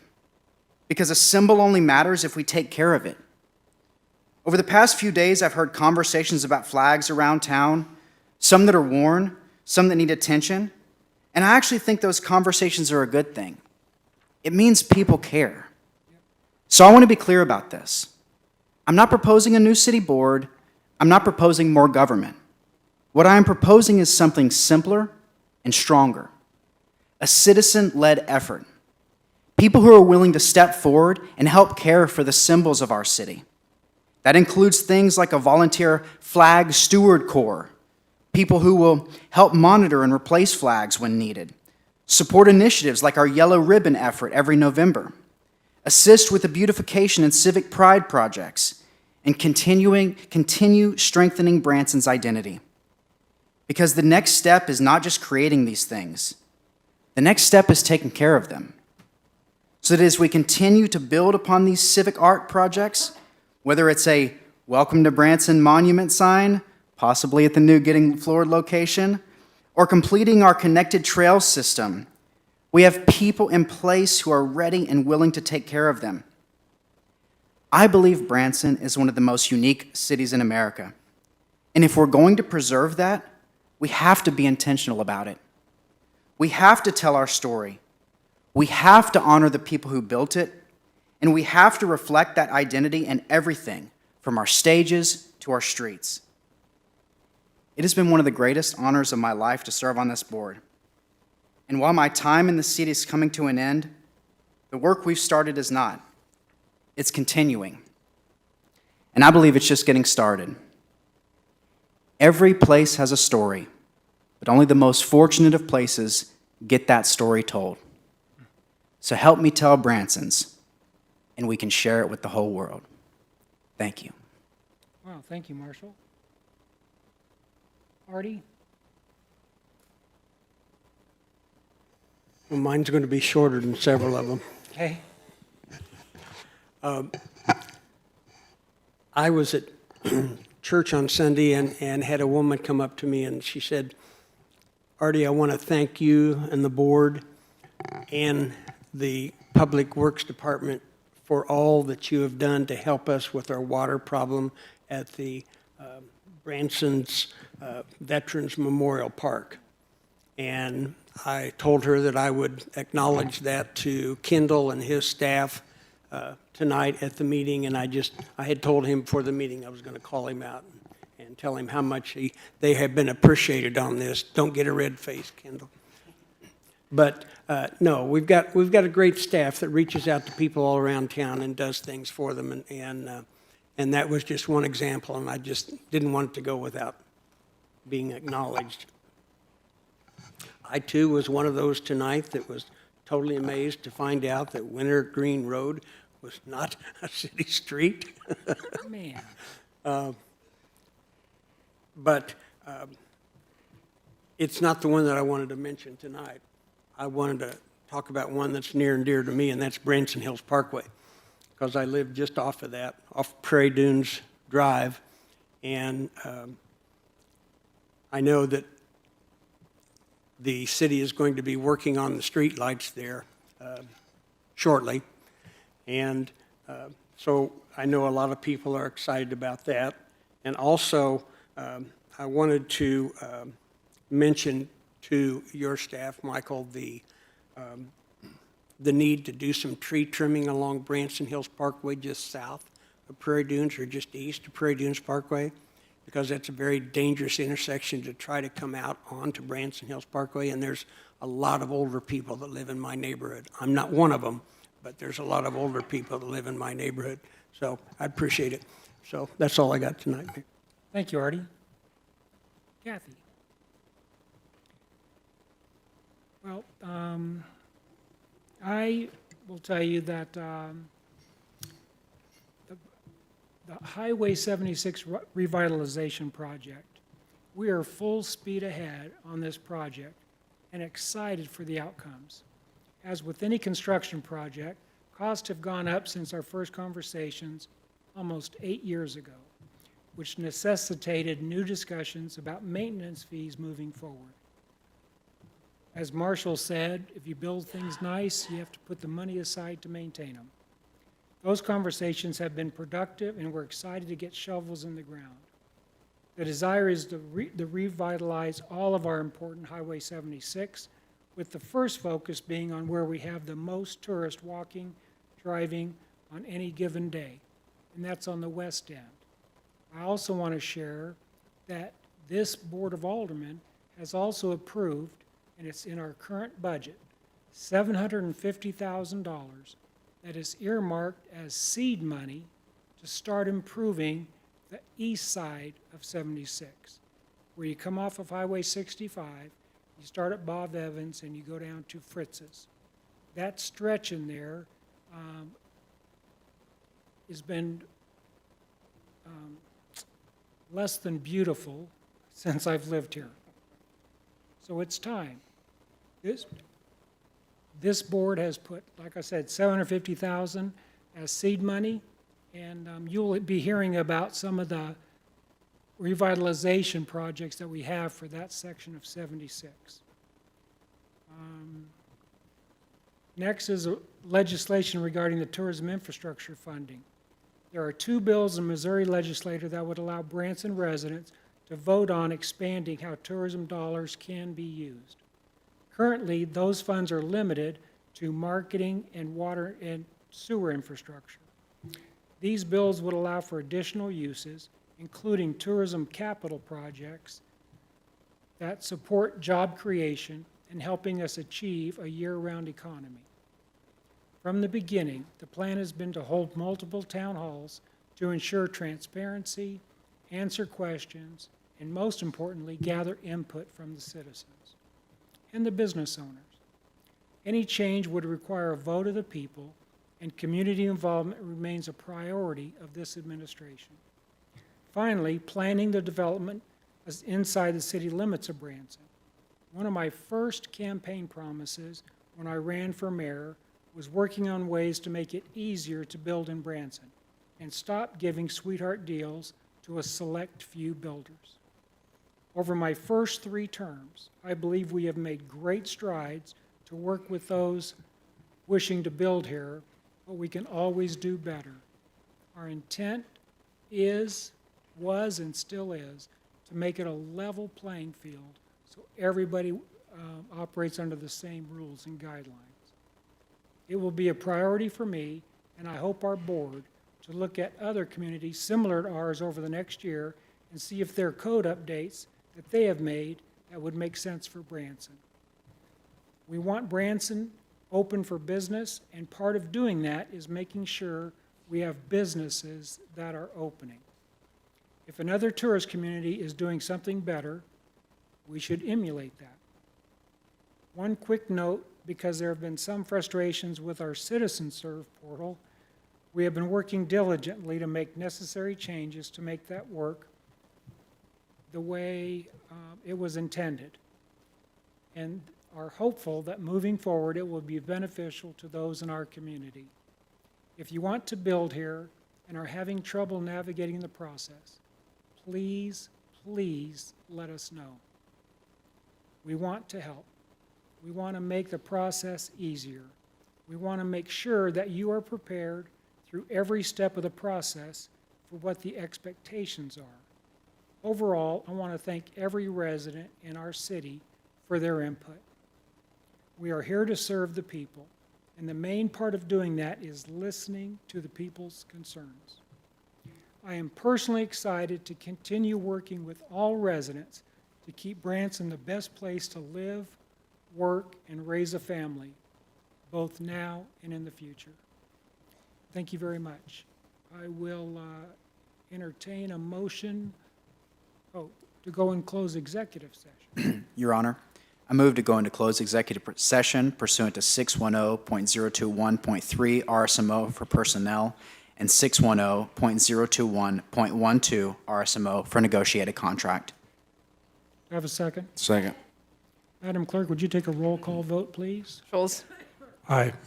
LeBlanc? Yes. Denham? Yes. Cooper? Yes. Howden? Yes. Lucas? Yes. The result of the vote is 6-0, motion carries.